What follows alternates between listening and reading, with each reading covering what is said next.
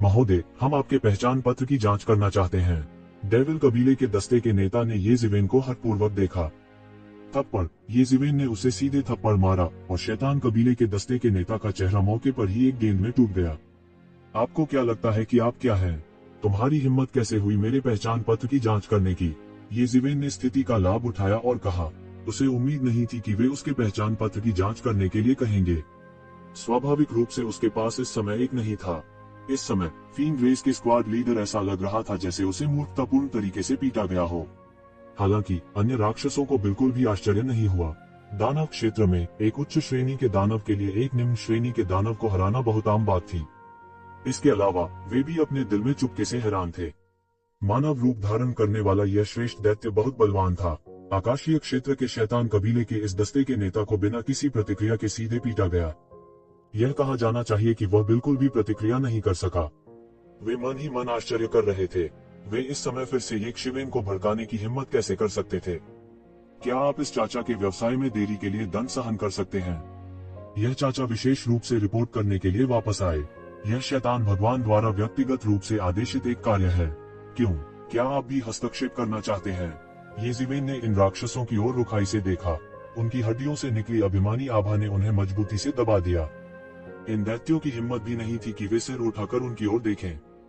यह चाचा आप जैसे कचरे की रक्षा के लिए इतने सालों से मानव जाति में छिपे हुए हैं।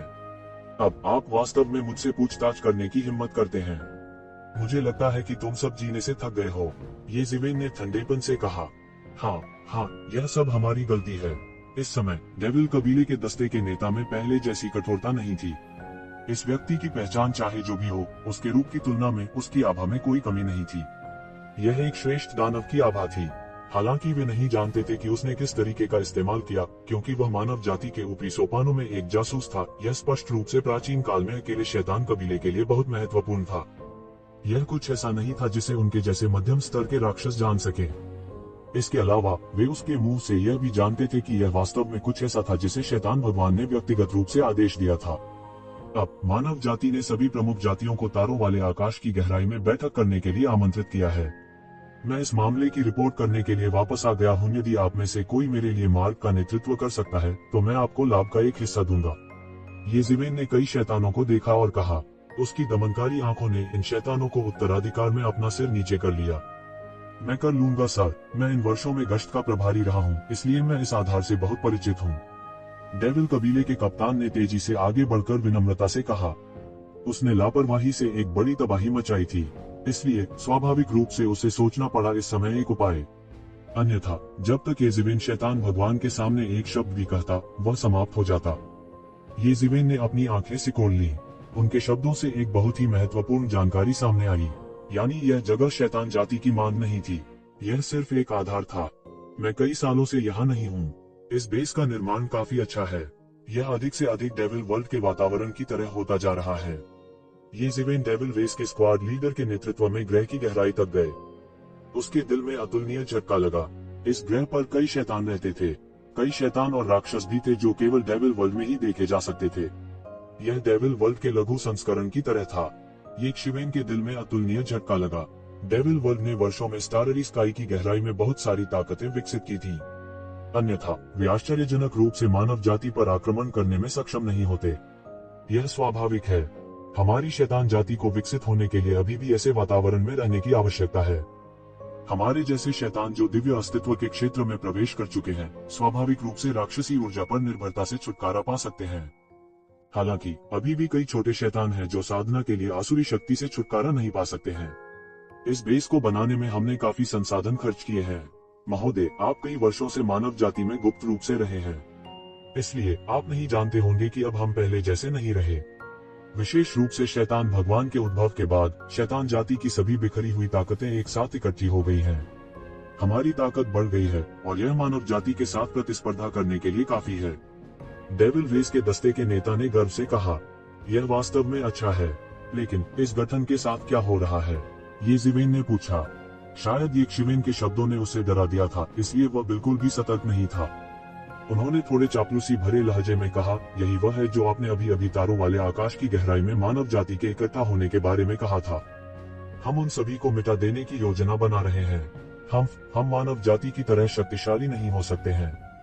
प्राचीन बंजरों में, हालांकि तारों वाले आकाश की गहराई में भले ही अन्य जातियों के यहाँ काफी ताकतें हों, वे हमारी तुलना कैसे कर सकते हैं। इस बार हमें उन पर अच्छी छाप छोड़नी चाहिए और गहरी छाप छोड़नी चाहिए। ये मानव जाति या अन्य जातियों के उच्च स्तर के लोग हैं। अगर हम उन्हें एक ही बार में मिटा दें तो यह उनकी ताकत के एक हिस्से को घायल करने के बराबर होगा। तब तक प्राचीन बैरन को जीतना बहुत आसान हो जाएगा। यहाँ का गठन अंतरिक्ष समय की गहराई से जुड़ता है। इस आधार के अलावा 3 अन्य आधार हैं। हम एक बड़ा गठन करेंगे और इस स्टाररी स्काई को एक झटके में पूरी तरह से एक शैतान डोमेन में बदल देंगे। हम उन्हें एक झटके में मिटा देंगे। डेविल रेस के स्क्वाड लीडर बिल्कुल भी सतर्क नहीं थे। बेशक वह जो जानता था वह उसकी हद थी। जहां तक अधिक विशिष्ट विवरणों की बात है, वह स्वाभाविक रूप से यह नहीं जानता था कि यह किस प्रकार का गठन था, यह कितना शक्तिशाली था, इसे कैसे सक्रिय किया जाए, इत्यादि। येज़ेवेन ने आसमान से देखा और देखा कि पूरे ग्रह को एक गठन की गठन आंख में परिष्कृत किया गया था। यह दृश्य देखकर वह ठंडी हवा की सांस लिए बिना नहीं रह सका। गठन की आंख के रूप में एक ग्रह के साथ यह कल्पना करना कठिन था कि यह गठन कितना विशाल होगा। इस समय वह मदद नहीं कर सकता था, लेकिन चुपके से कह सकता था कि उसका और फाबुशून का पिछला अनुमान सही था। वाकई ऐसा ही था। डेविल रेस ने वास्तव में एक चौंकाने वाली साजिश रची थी। हालांकि पूरे ग्रह का उपयोग गठन नेत्र के रूप में किया गया था, लेकिन गठन नेत्र भी अनगिनत संरचनाओं से बना था। यह बहुत बड़ा था। ये शिवेन चाहते हुए भी इसे नष्ट नहीं कर सकते थे। उसने पहले से ही कुछ बेहद भयानक आभाओं को उसमें सुप्त अवस्था में महसूस किया था। वे डेविल रेस के सर्वोच्च स्वामी थे। डेविल रेस की सेना के साथ येज़ेवेन इस बात की गारंटी नहीं दे सकता था कि एक बार उसमें फंसने के बाद वह बच सकता है। अब सबसे महत्वपूर्ण बात यह थी कि पूरे मामले की सूचना दी जाए। गठबंधन की बैठक जारी रहेगी या नहीं, यह तो आला कमान की बात थी। इससे उनका कोई लेना देना नहीं था। जैसे ही वह सोच रहा था कि कैसे बचा जाए, आसपास की शैतानी रोशनी अचानक ग्रह से उड़ गई। कई डेविल रेस के सदस्य राक्षसी रोशनी पर कदम रखकर बाहर निकल आए। क्या तमाशा चल रहा है? येज़ेवेन ने जल्दी से अपने बगल में डेविल रेस के दस्ते के नेता से पूछा। इस समय डेविल रेस के दस्ते के नेता को भी गश्ती दल के उच्च अधिकारी से खबर मिली। उसने जल्दी से येज़ेवेन से कहा, बाहर मनुष्य आक्रमण कर रहे हैं। ऐसा होता है कि सर डेविल लॉर्ड वापस आ गए हैं। उन्होंने अपने भ्रीष को एक नजर में देखा। अब मुझे बाहर जाने और आसपास का पता लगाने का आदेश मिला है। देखें कि क्या कोई और इंसान है। यह इस बात से संबंधित है कि क्या हम प्राचीन बेरेंस महाद्वीप के ऊंचे स्थानों पर एक झटके में कब्जा कर सकते हैं। एक बार रहस्य लीक हो जाने के बाद हमारे पास अब इतना अच्छा अवसर नहीं होगा। मैं जाऊंगा और देखूंगा कि क्या मैं कोई मदद कर सकता हूं। मैं मूल रूप से वापस आना चाहता था और उच्च अधिकारी को सूचित करना चाहता था। हालांकि अब हर कोई इसके बारे में जानता है, इससे कोई फर्क नहीं पड़ता कि मैं उन्हें सूचित करता हूं या नहीं, येज़ेवेन ने कहा। येज़ेवेन का दिल पूरी तरह से अशांत था। शैतान भगवान की वापसी की खबर उसके लिए अतुलनीय रूप से चौंकाने वाली थी। उनके लिए शैतान भगवान निस्संदेह एक भयानक अस्तित्व था। पिछली बार दानव भगवान, जो हाल ही में मुक्त हुए थे, ने विंड किंग ग्रह की त्रासदी का कारण बना। विंड किंग प्लैनेट पर हुई उस घटना में युवा पीढ़ी के कितने विशेषज्ञों की मौत हुई थी, यह अज्ञात था। यहाँ तक एक नवगठित संगठन बाइशियाशिन को भी शैतान भगवान को हराने के लिए अपने सभी संसाधनों का उपयोग करना पड़ा। यह कहा जाना चाहिए कि शैतान भगवान को जो चाहिए था, उसके बाद वह पीछे हट गया। वह मूल रूप से यिन यांग जीवन और मृत्यु चित्रण के लिए आया था, लेकिन उसने केवल आधे से अधिक ही प्राप्त किया। येज़ेवेन को कोई संदेह नहीं था कि अगर शैतान भगवान ने उसे फिर से देखा तो यह अनिवार्य रूप से एक दुखद खोज होगी। अगर सामान्य समय में होता तो वह पहले बचने का रास्ता जरूर ढूंढता। शैतान भगवान जैसे बिजली घर के सामने वह उसका सामना भी नहीं करना चाहता था। वह उससे मिलना भी नहीं चाहता था। हालांकि इस बार उनके पास कोई विकल्प नहीं था, क्योंकि उन्हें संदेह था कि जिस मानव की खोज की गई थी वह संभवतः फाबुशून था। वह न केवल देख सकता था और न ही कुछ कर सकता था। येज़ेवेन ने डेविल कबीले के दस्ते के नेता का पीछा किया और पूरे रास्ते बाहर निकल गई। जैसे ही उसने ग्रह की सतह को छोड़ा, उसने अचानक एक राक्षसी आभा को लुढ़कते हुए महसूस किया। इस स्टार क्षेत्र में हर जगह एक भयानक दबाव ने कुचल दिया, और इस बल के केंद्र में एक अनुपम आकृति थी। यह एक शैतान भगवान के पुनर्जन्म जैसा था।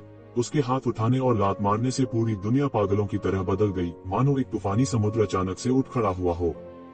द एबिस डेविल लॉर्ड, यह वास्तव में एबिस डेविल लॉर्ड था। येज़ेवेन की पुतलियां अचानक से कुड़ गईं। द एबिस डेविल लॉर्ड, यह वास्तव में एबिस डेविल लॉर्ड था। वह इसे किसी और के लिए कभी नहीं भूलेगा। वह आंकड़ा उनके लिए बहुत गहरा था। यह तीसरी बार था जब उसने रसातल शैतान प्रभु को देखा, और हर बार पिछली बार से अधिक चौंकाने वाला था। उसके सामने एक श्वेत वस्त्रधारी आकृति थी। भयानक शैतानी आभा के बीच वह बमुश्किल पकड़ रहा था। वह एक घमंडी और अलग थलग अबाबील की तरह था जो प्रचंड लहरों के बीच उड़ रहा था, मानो वह हवा और लहरों से लड़ने जा रहा हो। निश्चित रूप से, जैसा कि येज़ेवेन ने अनुमान लगाया था, यह फावुशूम था। इस समय फावुशूम वास्तव में खोजा गया था। यह कहा जाना चाहिए कि उसकी किस्मत इतनी खराब थी कि उसका सामना वास्तव में रसातल के शैतान भगवान से हुआ, जो अभी अभी बेस पर लौटा था। तुम्हारी हिम्मत कैसे हुई मेरे बेस पर आने की?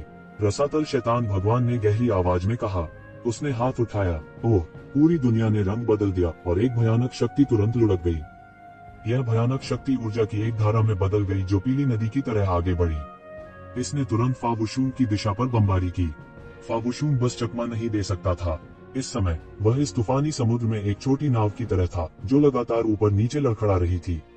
वह बस खुद को नियंत्रित नहीं कर सका। उनके पूरे शरीर को रसातल दानव भगवान ने बंद कर दिया था। इस समय भले ही वह बचना चाहे, यह असंभव था।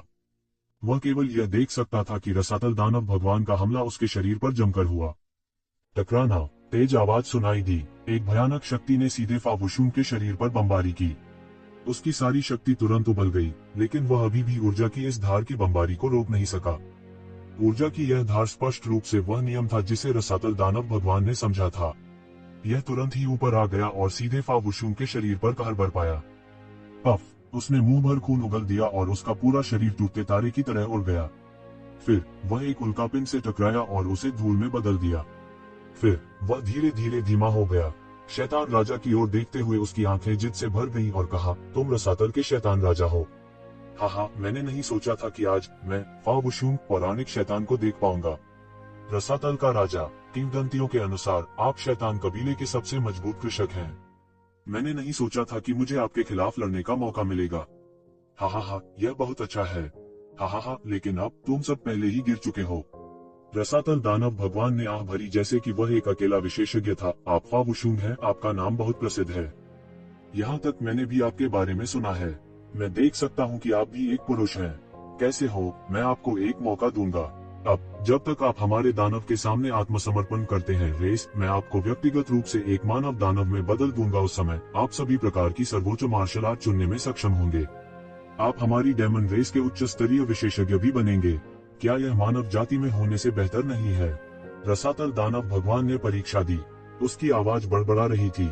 उन्होंने वास्तव में एक भ्रम तकनीक का इस्तेमाल किया। पफ! फावुशूम ने मुंह से खून निकाला।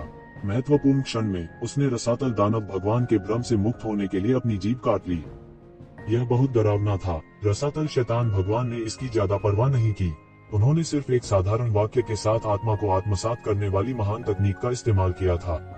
उसकी तुलना में दूसरे शैतान जिनका येज़ेवेन ने पहले सामना किया था, वे कुत्तों के झुंड की तरह थे। आप वास्तव में मेरे भ्रम से बचने के लिए इस तरह की विधि का उपयोग करने के लिए इतने क्रूर हो सकते हैं। रसातल के दानव राजा ने फावुशूम को भावहीनता से देखा। ऐसा लगता है कि आप एक टोस्ट पीने के लिए केवल एक टोस्ट को मना करने जा रहे हैं। हे, फावुशूम केवल युद्ध में मरेगा। कोई भी फावुशूम कभी आत्मसमर्पण नहीं करेगा। मेरे शरीर में जो रक्त बहता है वह मानव जाति का खून है।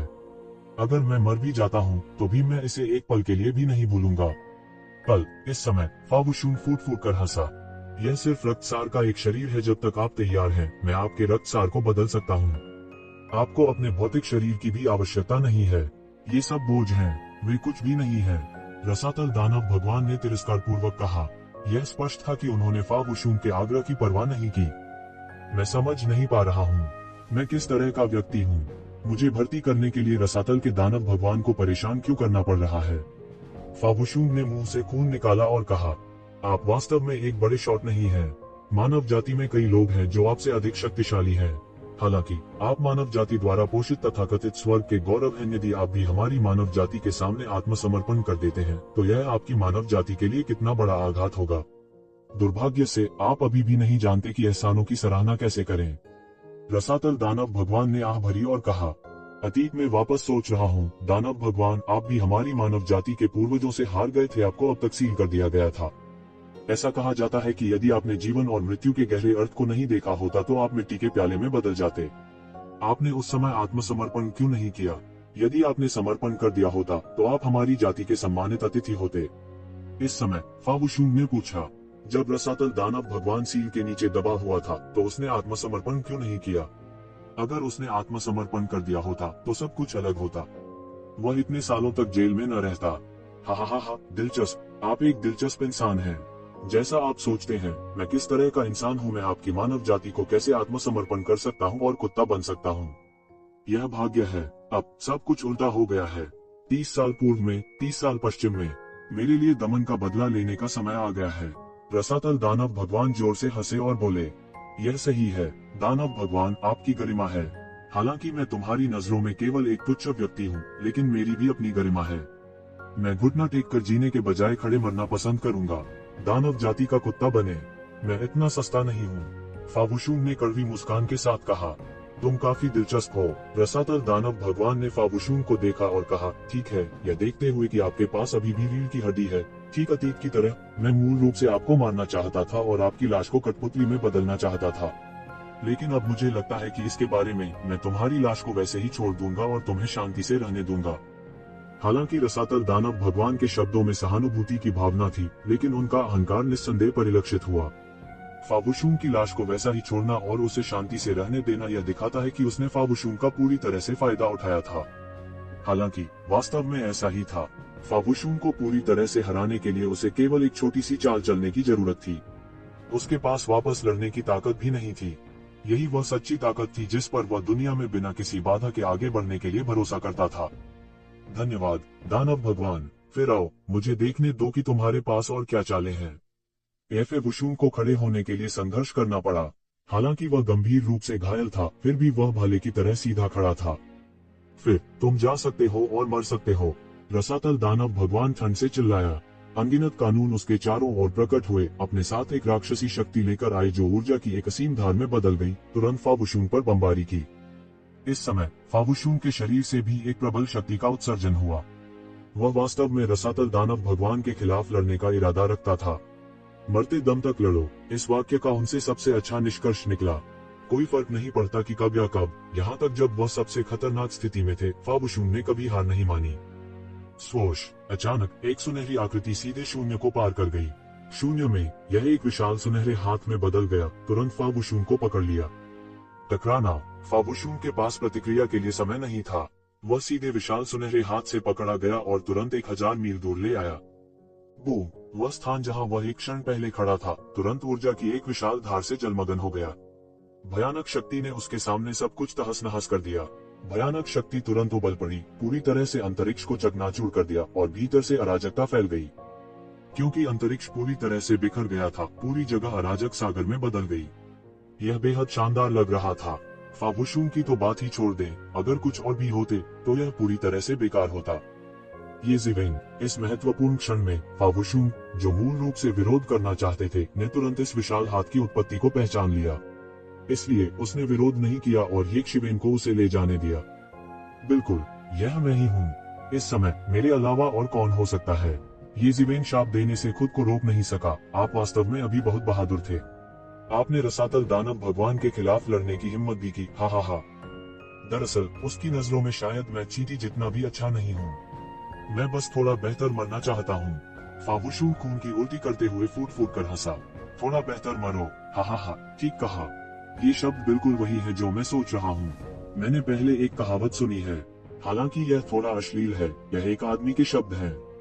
अगर एक आदमी मरता है तो वह आकाश का सामना करेगा। यदि वह मरता नहीं है तो वह हजारों वर्षों तक जीवित रहेगा। चूंकि वह वैसे भी मरने वाला है, वह किसी को अपने साथ नीचे खींच लेगा। येशिवेन ने जोर से हंसते हुए कहा, हम वास्तव में मानव जाति का एक उत्तरजीवी है। आप अभी भी इस समय मजाक करने के मूड में हैं। मुझे कहना होगा, तुम्हारा दिमाग बहुत दृढ़ है। अचानक रसातल दानव भगवान की अतुलनीय ठंडी आवाज सुनाई दी। अनजाने में रसातल दानव भगवान पहले से ही येशिवेन और फाबुशून के पीछे प्रकट हो गए थे। यह तुम हो। अचानक जब रसातल दानव भगवान एक बड़ा हाथ बनाने और उन दोनों को पकड़ने वाला था, उसने येशिवेन को पहचान लिया। हा हा हा, मैंने वास्तव में बेकार खोज में लोहे के जूते पहने हैं और पाया संयोगवश। मुझे उम्मीद नहीं थी कि यिन यांग जीवन और मृत्यु आरेख खंड, जिसे मैं इतने लंबे समय से खोज रहा था, वास्तव में इस समय यहाँ दिखाई देगा। मैं वास्तव में स्वर्ग से धन्य हूँ। इस अवधि के दौरान वह यिन यांग जीवन और मृत्यु आरेख खंड को एकत्रित करने के तरीकों के बारे में सोच रहा था। हालांकि उसके हाथों में आधे से अधिक था, यह केवल एक टुकड़ा था। एक बड़ा टुकड़ा पूरे यिन यांग जीवन और मृत्यु आरेख के बिना वह वास्तव में जीवन और मृत्यु को समझने में सक्षम नहीं होगा और वह वास्तव में उस चरण को पार करने में सक्षम नहीं होगा। वह नहीं जानता था कि वास्तव में उस कदम को पार करने में कितना समय लगेगा, लेकिन अगर उसके पास यिन यांग जीवन और मृत्यु आरेख होता तो वह थोड़े समय में उस दायरे में कदम रखने में सक्षम होता। उस समय प्राचीन जंगल और दानव क्षेत्र की वर्तमान स्थिति के साथ वह वास्तव में पूरी दुनिया में अकेला होगा। वह इस समय कैसे आनंदित नहीं हो सकता था। जमाना। इस समय रसातल दानव भगवान जोर से चिल्लाया। अचानक येजिवेन ने महसूस किया कि कानून की एक भयानक शक्ति उसके शरीर को उलझा रही है और तुरंत उसे ठंडक पहुंचा रही है। रसातल दानव भगवान भी करीब और करीब आ रहा था, लगभग एक पल में पकड़ रहा था। वे दोनों रसातल दानव भगवान की भारी सांस को भी महसूस कर सकते थे। येजिवेन, मुझे इस बार खेद है, मैंने तुम्हें ढूंढ लिया, लेकिन मुझे उम्मीद नहीं थी कि मैं तुम्हें और मुझे एक साथ मरने के लिए फंसाऊंगा। फाबुशून ने कड़वी मुस्कान के साथ कहा, क्या तुम मुझसे मजाक कर रहे हो? मेरा अभी मरने का इरादा नहीं है। येजिवेन जोर से चिल्लाए। अचानक उसके शरीर के भीतर एक भयानक शक्ति उबल पड़ी और अंतहीन सुनहरी रोशनी उसके शरीर के चारों ओर कवच के टुकड़ों में बदल गई। एक पल में येजिवेन, जो मूल रूप से हिलने डुलने में असमर्थ था, उस पल में फिर से छलांग लगा दी। हुश। येजिवेन का शरीर, जो कि जगह पर जम गया था, एक पल में उड़ गया। उसने सैकड़ों मील दूर एक अत्यंत तेज गति से उड़ान भरी। किसी ने उम्मीद नहीं की थी कि येजिवेन, जो जगह जगह जमी हुई थी, में इस समय भी इतनी ताकत होगी। वह एक झटके में उड़ गया था। रसातल दानव मास्टर सहित उसके पीछे के राक्षस इस समय पूरी तरह से स्तब्ध थे। यह उनकी उम्मीदों के बिल्कुल विपरीत था। रसातल दानव मास्टर के दबाव में येजिवेन वास्तव में मुक्त हो सकता था। उसके शरीर पर मेचा की वह परत क्या थी? लेकिन इस समय हर कोई बहुत देर तक अचंभे में नहीं रहा। आखिरकार वे सभी अनुभवी विशेषज्ञ थे, विशेष रूप से रसातल दानव भगवान, जिन्होंने लगभग तुरंत प्रतिक्रिया की और उनका पीछा किया। उसके पीछे येजिवेन ने सुनहरे पंखों का एक जोड़ा फैलाया और फिर से उड़ गई, एक बार फिर रसातल दानव मास्टर को पीछे छोड़ते हुए। वे दोनों अत्यंत तेज थे, लगातार शून्य को चीर कर दूर भाग रहे थे। दोनों के गायब होते ही पीछे के राक्षस केवल देख सकते थे। वे इस पर विश्वास नहीं कर सके और बुदबुदाए, यह कैसे संभव है? मुझे विश्वास नहीं हो रहा है। यह रसातल दानव मास्टर है। यह मानव रसातल दानव मास्टर की खोज से कैसे बच सकता है? इतनी तेज गति तकनीक, यह मानव की गति तकनीक इतनी तेज है, यह बिजली की तरह तेज है। भले ही यह रसातल दानव मास्टर का एक आत्मा अवतार है, यह अभी भी थोड़ा बहुत भयानक है। इस समय एक राक्षस ने सच्चाई का खुलासा किया। यह रसातल दानव मास्टर का सिर्फ एक आत्मा अवतार था, और इस समय येजिवेन, जो पहले ही हजारों मील दूर गायब हो चुका था, को भी इसका एहसास हुआ। उसके पीछे रसातल दानव मास्टर उसकी कल्पना से थोड़ा कमजोर था। जब उसने पहली बार उसे देखा तो वह एक चींटी की तरह भयानक नहीं रह गया था।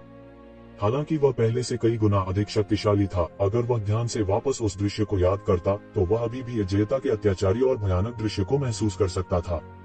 यहाँ तक उसका वर्तमान भी एबिस दानव मास्टर के लिए एक मैच नहीं था। क्या ऐसा हो सकता है कि यह केवल एक आत्मिक देहधारण था? येजिवेन के पास तुरंत एक योजना थी। यही एकमात्र संभावना थी। यदि एबिस दानव मास्टर के पास केवल इस तरह की ताकत थी, तो वह कई बार इंपीरियल कोर्ट की रक्षा पंक्ति को कैसे तोड़ सकता था और मानव जाति की ठोस रक्षा रेखा को तोड़ सकता था। इस स्तर की ताकत युद्ध के मैदान में खुद को बचाने के लिए पर्याप्त थी, लेकिन अगर वे रॉयल कोर्ट जैसे एक विशाल पर हमला करना चाहते थे तो यह असंभव था। लेकिन फिर भी सिर्फ एक आत्मा अवतार ही येजिवेन का पीछा कर सकता था, जो मेचा पहनने के बाद शीर्ष स्वर्ग क्षेत्र के विशेषज्ञों के खिलाफ लड़ सकता था। कोई सोच सकता है कि यह कितना भयानक था। प्राचीन उजाड़ क्षेत्र में ऐसी शक्ति को केवल राजा क्षेत्र के रूप में ही वर्णित किया जा सकता है। वे स्वर्ग क्षेत्र से ऊपर थे लेकिन अगले क्षेत्र में नहीं पहुंचे थे। वे अभी भी पीक हेवन दायरे में थे, लेकिन सामान्य पीक हेवन दायरे के विशेषज्ञों को आसानी से कुचल सकते थे। यह स्वर्ग क्षेत्र शिखर का तथाकथित किंग डिवीजन था। इस स्तर के विशेषज्ञ सामान्य स्वर्ग क्षेत्र के विशेषज्ञों से बहुत आगे निकल गए। उसने दानव राजा जियुयंग, कुनपेंग और ये कबीले के भगवान को देखा था। वे सभी इस स्तर के भयानक विशेषज्ञ थे। वे अगले क्षेत्र में नहीं पहुंचे थे, लेकिन वे इस क्षेत्र पर हावी होने के लिए काफी शक्तिशाली थे। वे युद्ध के मैदान में किसी भी दुश्मन को कुचलने के लिए काफी शक्तिशाली थे। हालांकि इस स्तर की ताकत मजबूत थी, यह एबिस दानव मास्टर के युद्ध रिकॉर्ड की तुलना में कुछ भी नहीं थी। लेकिन अगर यह सिर्फ एक आत्मा का अवतार होता तो यह समझ में आता। और एक आत्मा अवतार वास्तव में विभिन्न गुटों के नेताओं के बराबर था। इस रसातल दानव मास्टर की ताकत बस अथाह थी। येजिवेन की समझ का उपयोग करते हुए वह एक कीड़े की तरह था। उनके प्रकटन ने मानव जाति और अन्य जातियों के साथ साथ दानव जाति के बीच संतुलन को तोड़ दिया। रसातल दानव मास्टर को प्रतिबंधित करने वाला कोई नहीं था। यदि यह इस तथ्य के लिए नहीं था कि मानव जाति के पास अभी भी कुछ राजा हथियार हैं जो मानव राजाओं द्वारा रसातल दानव मास्टर को मुश्किल से रोकने के लिए पीछे छोड़ दिए गए थे, तो रॉयल कोर्ट की रक्षा पंक्ति को अकेले उसके माध्यम से छेद दिया गया होता। रसातल दानव भगवान पहले से ही पिछले दानव आक्रमण के शीर्ष विशेषज्ञों में से एक था। उस समय उजाड़ युग के विभिन्न गुट केवल रसातल दानव भगवान को सील कर सकते थे, लेकिन उसे मार नहीं सकते थे। इन अनगिनत वर्षों में उसकी ताकत और भी मजबूत हो गई थी और उसकी साधना एक नए स्तर पर पहुंच गई थी। हालांकि वर्तमान मानव जाति की तुलना 4 मानव राजाओं और अनगिनत सामंती जागीरदारों के गौरवशाली दृश्य से नहीं की जा सकती थी। ऐसा लगता था कि वे सभी शीर्ष विशेषज्ञ एक ही रात में गायब हो गए हैं। एक गहरा रहस्य था जो एक शिवेन भी नहीं जानती थी, लेकिन सिर्फ एक आत्मा अवतार से निपटना पहले से ही इतना कठिन था। यह स्वर्ग क्षेत्र के शिखर के बीच एक राजा का पद था। ये ऐसा कुछ नहीं था जिससे एक शिवेन इस समय निपट सकती थी। अगर यह व्यवस्था नहीं होती तो ये जिवेन उसके खिलाफ बिल्कुल भी नहीं लड़ पाती। बूम बूम बूम, रसातल के दानव मास्टर ने ये जिवेन का पीछा किया। वो अपने बड़े हाथों से ये शिवेन को मारने की कोशिश कर रहा था। ये जिवेन को देखना आसान नहीं था। यिन यांग जीवन और मृत्यु आरेख को पूरा करने की आशा थी। वो ये शिवेन को इतनी आसानी से कैसे जाने दे सकता था। तुरंत एक भयानक शक्ति बढ़ गई, लेकिन ये शिवेन एक लचक की तरह थी। उसकी आकृति टिमटिमाती रहती थी और हर बार जब वह चलता था तो वह गरज और बिजली की शक्ति साथ लाता था। यह ऐसा था जैसे वह टेलीपोर्टिंग कर रहा था और वह रसातल दानव मास्टर की पकड़ से बच गया। हालांकि अंतरिक्ष की शक्ति जादुई थी, रसातल दानव मास्टर के सामने यदि वह अंतरिक्ष की शक्ति का उपयोग करता है तो यह एक विशेषज्ञ के सामने दिखावा करने जैसा होगा। इस तथ्य को दरकिनार करते हुए कि रसातल दानव भगवान की साधना पहले से ही अंतरिक्ष की शक्ति के मामले में पूर्णता के चरम पर पहुंच गई थी, बस अपनी अत्याचारी ताकत पर भरोसा करके किसी भी स्थान को उसके द्वारा टुकड़े टुकड़े कर दिया जाएगा। यहाँ तक अगर कोई अंतरिक्ष की गहराई में छिप जाता है तो यह बेकार होगा, क्योंकि उसे तुरंत बाहर निकाल लिया जाएगा। इस समय ये जिवेन बचने के लिए केवल एक चीज पर भरोसा कर सकती थी, वह थी उसकी गति जो बहुत तेज थी। जाकर मरो, रसातल दानव भगवान दहाड़ता रहा। एक पल में दोनों पक्ष पहले ही हजारों मील दूर गायब हो चुके थे। हालांकि ब्रह्मांड के तारों भरे आकाश में हजारों मील कुछ भी नहीं था। ब्रह्मांड के तारों भरे आसमान के लिए इतनी दूरी कुछ भी नहीं थी। दोनों के बीच मारपीट अभी भी जारी थी। ये जिवेन उस ग्रह तक उड़कर जा सकते थे जहां विभिन्न नस्लें इकट्ठी थीं। इस समय अगर वह रसातल दानव मास्टर को रोकना चाहता था तो यही एकमात्र तरीका था। फूश फूश फूश, ये जिवेन का फिगर चमकता रहा। अपने सुनहरे हाथ में फावुशुन ने भी ये जिवेन को अतुलनीय झटके से देखा। हालांकि उसने पहले ये शिवेन की गति देखी थी, उस समय ये शिवेन इस स्तर तक बिल्कुल भी नहीं पहुंची थी। उस समय ये जिवेन आकाशीय क्षेत्र के 9वें स्वर्ग के साथ अधिक से अधिक प्रतिस्पर्धा कर सकती थी। यद्यपि उस समय वे सभी आकाशीय क्षेत्र के 9वें स्वर्ग के बीच शीर्ष शक्ति केंद्र थे, दिव्य क्षेत्र की तुलना में दिव्य क्षेत्र कुछ भी नहीं था। खुश, जब ये जिवेन की आकृति फिर से दिखाई दी तो वह पहले से ही उस ग्रह के करीब था जहां गठबंधन की बैठक हो रही थी। दोनों पक्षों ने पूरे रास्ते एक दूसरे का पीछा किया, अनगिनत ग्रह अपने पीछे छोड़ गए, लेकिन अब तक ये जिवेन अब भी रसातल दानव मास्टर को लगातार पीछे छोड़ रही थी। आंदोलन की इस तकनीक और ताकत ने फावुशुन को पूरी तरह से झकझोर दिया। भले ही यह केवल रसातल के दानव गुरु का अवतार था, हर कोई ऐसा नहीं कर सकता था, यहाँ तक खुद फावुशुन भी नहीं कर सकता था, जब तक कि वह एक निश्चित दायरे में नहीं पहुँच जाता। उस समय यह न केवल भागने की समस्या होगी, उसका इरादा एबिस दानव मास्टर के साथ उसी दायरे में लड़ने का भी हो सकता है। रसातल दानव मास्टर ने आखिरकार पीछा करना बंद कर दिया। आखिरकार अगर वह उस ग्रह पर भागना चाहता था जहां गठबंधन एक अवतार के साथ इकट्ठा हुआ था, तो यह अपनी मौत की मांग करने के बराबर था। यह देखकर कि वे अंततः रसातल दानव गुरु से डर गए, उन दोनों ने थोड़ी राहत की सांस ली, विशेष रूप से फावुशुन। अभी अभी वह अपने जीवन पर टिके रहने के लिए अपनी अंतिम सांस पर भरोसा कर रहा था, एक पल के लिए भी रुकने की हिम्मत नहीं कर रहा था। इस समय उन्होंने आखिरकार राहत की सांस ली। अब जबकि रसातल दानव मास्टर जानता है कि मैं यहाँ हूँ, मुझे डर है कि वह मुझे अपने लक्ष्यों की सूची में जोड़ देगा। ये जिवेन आत्मनिंदा करते हुए मुस्कुराए। इतनी भयानक आकृति को देखकर किसी को घूरना अच्छी बात नहीं थी। अभी तो उनका आत्मा अवतार ही था। एक सच्चे रसातल शैतान भगवान के लिए यह कहीं अधिक भयानक था। हा, इस दुनिया में उन बड़ी शख्सियतों के अलावा जो दुनिया को हिला सकती हैं, कितने लोग रसातल दानव मास्टर की समझदार आंखों में प्रवेश कर सकते हैं, जो मारने के लिए उसका लक्ष्य बनने में सक्षम है। ये जिवेन आपको प्राचीन काल से पहला माना जा सकता है। टाइम्स है ना एकमात्र स्वर्ग क्षेत्र वास्तव में रसातल दानव मास्टर की तरह एक आकृति बनाई है जो आपको मारना चाहता है। फावुशुंग साहसपूर्वक हंसे। ये जिवेन ने एक पल के लिए सोचा और यह सच लग रहा था, लेकिन उसने कहा, जल्दी या बाद में मैं इसे करूंगा, उसे मेरे हाथ से छुड़ाना ही काफी है दुनिया में मेरा नाम रोशन करने के लिए। फावुशुंग एक पल के लिए स्तब्ध रह गया। उसने एक शिवेन को देखा और फिर जोर से हंसा। अभी ये जिवेन रसातल दानव मास्टर के हाथों से बचने में सक्षम होने के कारण पहले से ही दुनिया में अपना नाम बताने के लिए पर्याप्त था, लेकिन उसने कहा कि देर सवेर वह इस स्थिति को उल्टा कर देगा। इस समय वह एक शिवेन की महत्वाकांक्षा की प्रशंसा किए बिना नहीं रह सकता था। यह उसकी महत्वाकांक्षा से भी अधिक थी। उसने मूल रूप से सोचा था कि वह पहले से ही स्वतंत्र और काफी आसान था, कि उसकी महत्वाकांक्षा आसमान से ऊंची थी, लेकिन उसने यह नहीं सोचा था कि एक शिवेन उससे भी अधिक अहंकारी लग रहा था। एबिस दानव मास्टर जैसे व्यक्ति के हाथों से बचने में सक्षम होना उसके लिए काफी दूर लग रहा था। फावुशुंग थोड़ी देर के लिए हंसे और क्योंकि उनके शरीर पर लगी चोटें प्रभावित थी, उन्हें लगातार खांसी आने लगी। मैं दूसरों के लिए कहने की हिम्मत नहीं करता, लेकिन आपके लिए शायद वह दिन वास्तव में आएगा। हालांकि ऐसी मजेदार चीज हमेशा मुझे गिने। फावुशुंग काफी देर तक खांसते रहे और फिर जवाब दिया, ठीक है, चलो जल्दी से वापस आते हैं और खबर देते हैं। अगर हम रसातल दानव कबीले को अपना रास्ता बनाने देते हैं, तो मुझे डर है कि यह मामला वास्तव में बड़ा हो जाएगा। इस समय ये जिवेन और फावुशुंग को गए हुए कुछ ही दिन हो चुके थे। दोनों अभी अभी लौटे थे और तुरंत ही अनगिनत निगाहें खींच लीं। वे दोनों मानव जाति के प्रसिद्ध शीर्ष प्रतिभाशाली व्यक्ति थे। फावुशुंग मानव जाति के 5 टाइकून में से एक थे। ये जिवेन ने एक बार मानव जाति के 5 दिग्गजों को हराया था और इंपीरियल कोर्ट प्रतियोगिता जीती थी। हाल के वर्षों में उन्होंने मना कर दिया था। हालांकि वह फीनिक्स संप्रदाय को हराने के बाद जनता के ध्यान में लौट आया था। ये दोनों शुरू से ही कई लोगों के ध्यान का केंद्र रहे थे। हालांकि वे कुछ दिनों के लिए गायब हो गए थे।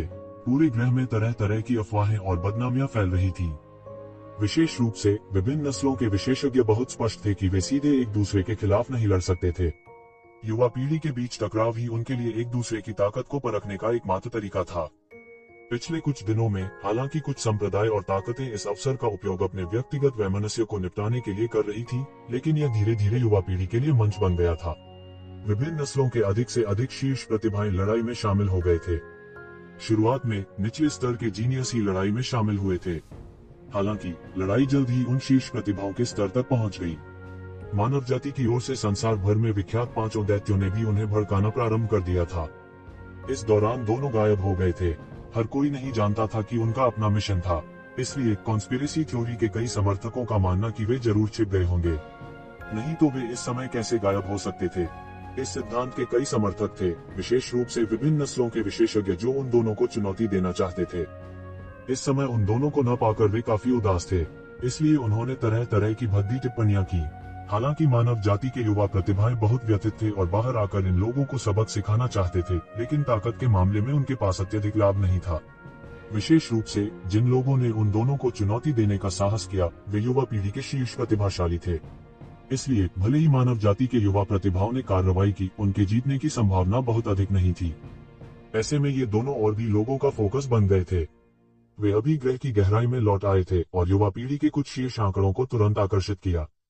वे सभी प्रसिद्ध शख्सियतें थीं जिन्होंने सोरेंग ड्रैगन लिस्ट में अपना नाम बनाया था। लोगों के एक समूह ने सीधे ये जिवेन और फावुशुंग को दरवाजे पर रोक दिया। उनमें 3 विशेषज्ञ थे, the demon race, 100 clan alliance और सी रेस। प्रत्येक का नेतृत्व एक विशेषज्ञ द्वारा किया गया था। उनके पीछे विभिन्न जातियों के अनेक विशेषज्ञ थे। इस दौरान इन तीनों विशेषज्ञों ने मानव जाति के कई प्रसिद्ध विशेषज्ञों को मात दी थी। कुछ प्रसिद्ध व्यक्ति भी थे। इस समय उन्हें अपने आप पर बहुत गर्व हो रहा था। फावुशुंग मानव जाति के 5 टाइकून में से एक थे। हालांकि ये जिवेन का नाम इतना प्रसिद्ध नहीं था, लेकिन यह उसे दुनिया में प्रसिद्ध करने के लिए पर्याप्त था, क्योंकि उसने कुछ महीने पहले फीनिक्स संप्रदाय को हराया था। ये जिवेन ने प्रत्येक जाति के विशेषज्ञों पर एक नजर डाली। उनमें से 3 प्रमुख विशेषज्ञों से वह विशेष रूप से परिचित थे। आखिरकार वे अपनी अपनी जातियों के शीर्षस्थ जीनियस थे। उसकी नजर एक सफेद लबादे वाले युवक पर पड़ी। उनके चेहरे पर थोड़ा अहंकार और तिरस्कार था। भले ही उसका प्रतिद्वंदी एक शिवेन ही क्यों न हो, उसके हाव भाव में जरा भी बदलाव नहीं था। दानव कबीले की गु युवानबाई एक प्रसिद्ध प्रतिभा थी जो शायद ही कभी दानव कबीले में दिखाई देती थी। इतनी कम उम्र में ही उनका नाम दानव वंश को हिलाकर रख चुका था। कई साल पहले उनका नाम इतना गुंजायमान था कि वह दानव कुल से निकलकर फैल गया था। इंसानों के बीच भी हर कोई उनके नाम से वाकिफ था। गु युवानबाई के बगल में सी रेस की एक बेहद खूबसूरत महिला थी। उसके चारों ओर एक ठंडी आभा थी और उसके माथे पर तराजू सी रेस के सदस्य के रूप में उसकी पहचान का प्रतिनिधित्व करती थी। उन्हें सी रेस के बीच एक अजेय महिला कहा जाता था। उसका नाम वेन किंग सी था। वह अपने जीवन में केवल एक बार पराजित हुई थी और यह हाल के वर्षों में था जब वह महासागर सम्राट द्वारा पराजित हुई थी। यहाँ तक बाई शियाशिन जैसे एक खुफिया टाइकून ने भी उस लड़ाई पर पूरा ध्यान दिया। यह सी रेस के युवा और पुराने प्रतिभाओं के बीच की लड़ाई थी। उस लड़ाई के बाद महासागर सम्राट प्रसिद्ध हो गया और वह सी रेस की युवा पीढ़ी के टाइकून में से एक बन गया। उसकी प्रतिष्ठा फावुशुन तक पहुंच रही थी, जो हमेशा उससे ऊपर था। वेन किंग सी की खूबसूरत निगाहें फावुशुन पर टिकी थी। उसकी टकटकी 10,000 साल पुराने बर्फ के जोड़े की तरह थी जो किसी को भी पल भर में जम सकती थी। जब से वह महासागर सम्राट द्वारा पराजित हुई थी, तब से वह कठिनाइयों का सामना कर रही थी और लगन से खेती कर रही थी। पुरानी पीढ़ी की प्रतिभा के रूप में महासागर सम्राट द्वारा पराजित होना उसके लिए बहुत अपमान की बात थी।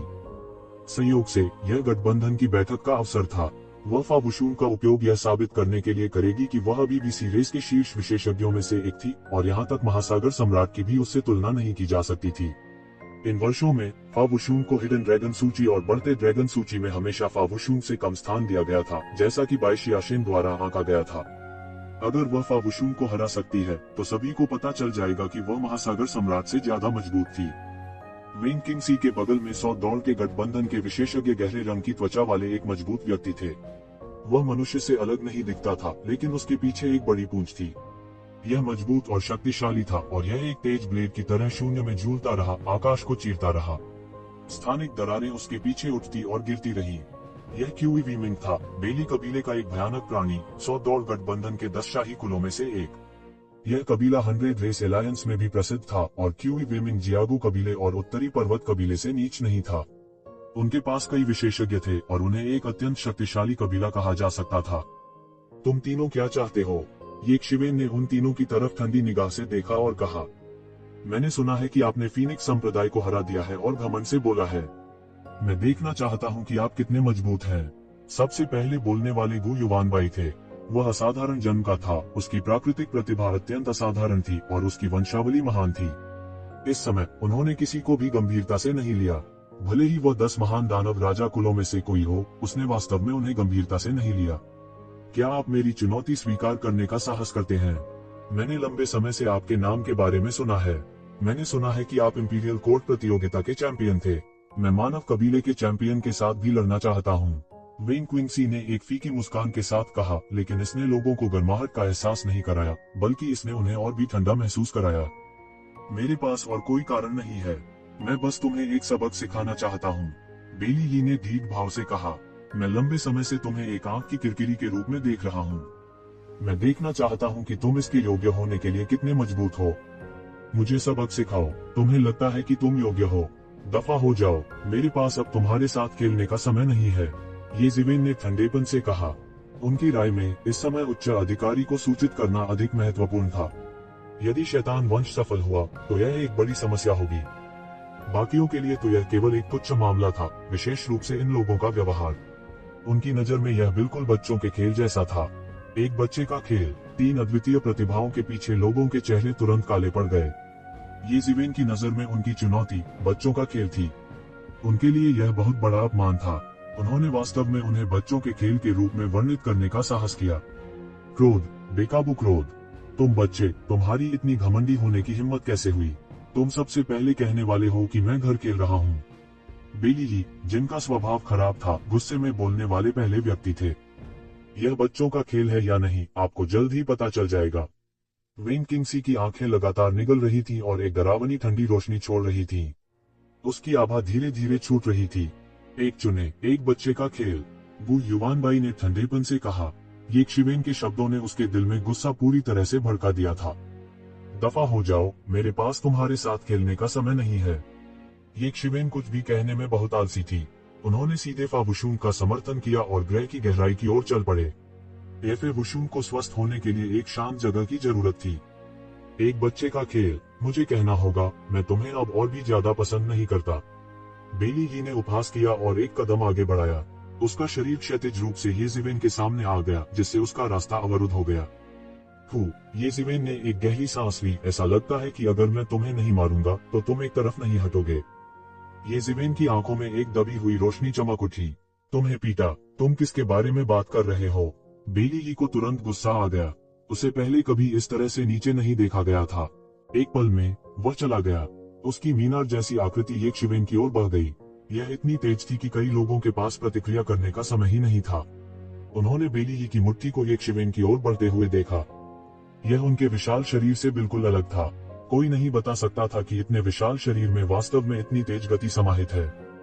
बूम! पंच अपने साथ गड़गड़ाहट की आवाज लाया। अनगिनत कानून हवा में नाच रहे थे। यह सिर्फ एक मुक्का था, लेकिन यह अपने साथ एक विश्व विनाशकारी आभा लेकर आया। प्रारंभिक चरण दिव्य क्षेत्र की साधना पूरी तरह से प्रदर्शित की गई थी और यह अतुलनीय रूप से भयानक थी।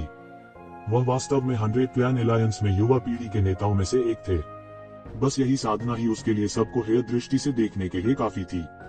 कोई आश्चर्य नहीं कि उसने शुरू से ही एक शिवेन को गंभीरता से नहीं लिया। उसकी मुट्ठी पर अद्वितीय शक्ति एक शानदार चमक के साथ खिल उठी और यह तुरंत ही जिवेन के शरीर पर आ गई। यह बहुत तेज था और इसने एक इंद्रधनुष उड़ाया जिससे आकाश भर गया। बूम! बड़ी गर्जना हुई। बेली ही के हाथ की तरह फटी हुई मुट्ठी वास्तव में ये जिवेन द्वारा एक पल में अवरुद्ध कर दी गई थी। ये शिवेन ने उसे ठंडेपन से देखा। उसकी निगाहें बेहद ठंडी थी। यह कैसे संभव है? बेली ही दहाड़ा। इस समय उसने अपने पैर पर फिर से वार किया और अपने शरीर को घुमाते हुए उसने एक शिवेन के सिर की ओर लात मारी। एक जोरदार दहाड़ के साथ उसकी लात ने वास्तव में पूरे अंतरिक्ष को चकनाचूर कर दिया। कोई कल्पना कर सकता है कि उसका भौतिक शरीर कितना शक्तिशाली था। यह बस अतुलनीय था। एक त्वरित और तत्काल झटका। ये जिवेन हिले भी नहीं। इससे पहले कि उसकी किक एक शिवेन को लगती, उसने अचानक अपना पैर एक प्राचीन कड़ाही पर उठा लिया। बजना, धातु के टकराने की तेज आवाज हुई। तावीज कड़ाही पर चमके और एक भयानक बल ने बेली ही को तुरंत उड़ते हुए भेजा। बस इतना ही, फिर मेरे पास एक साथ आओ। बस इतना ही, तब तुम लोग मेरे पास एक साथ आ सकते हो। ये जिवेन के चेहरे पर एक तिरस्कारपूर्ण मुस्कान आ गई। क्या मैंने अभी गलत सुना? वह वास्तव में चाहता है कि हर कोई एक साथ मेरे पास आए। क्या वह पागल है? मुझे लगता है कि उसने अपना दिमाग खो दिया होगा। वह वास्तव में ऐसा कहने की हिम्मत करता है। यह मानव बवुआ बहुत घमंडी है। वह वास्तव में हमसे इस तरह बात करने की हिम्मत करता है। ये जिवेन के अभिमानी शब्दों के सामने कई विशेषज्ञ अचानक हंगामे में लग गए और तुरंत चर्चा करने लगे। भाई, क्या तुम्हें लगता है कि तुम में 3 के खिलाफ 1 से लड़ने की क्षमता है क्योंकि तुमने मुझसे एक मुक्का लिया है?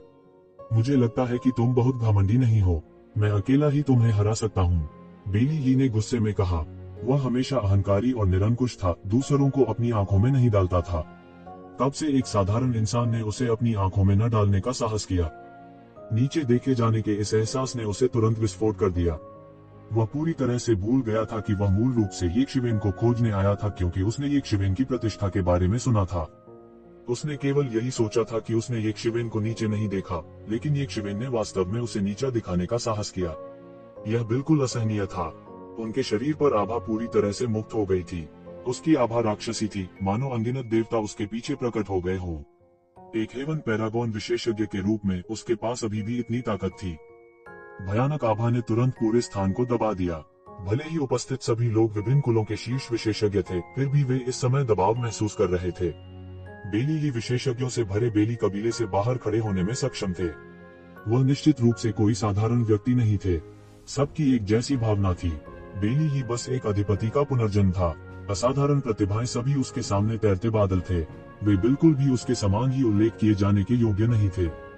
वह दुनिया के सच्चे अधिपति थे। स्वर्ग पैरागॉन दायरे के नियम तुरंत प्रकट हुए। प्राचीन बैलेंस महाद्वीप में हेवन पैरागॉन विशेषज्ञ भी अधिपति थे। यह अकारण नहीं था। ऐसा इसलिए था क्योंकि हेवन पैरागॉन के विशेषज्ञों के पास वास्तव में इतनी ताकत थी। अचानक वह हिल गया। हल्की सी हलचल से ही आकाश ढह गया और धरती फट गई। यह प्रलय का दृश्य था। सारा आकाश उनके दबंग कानूनों को झेल नहीं सका और सीधे धराशायी हो गया।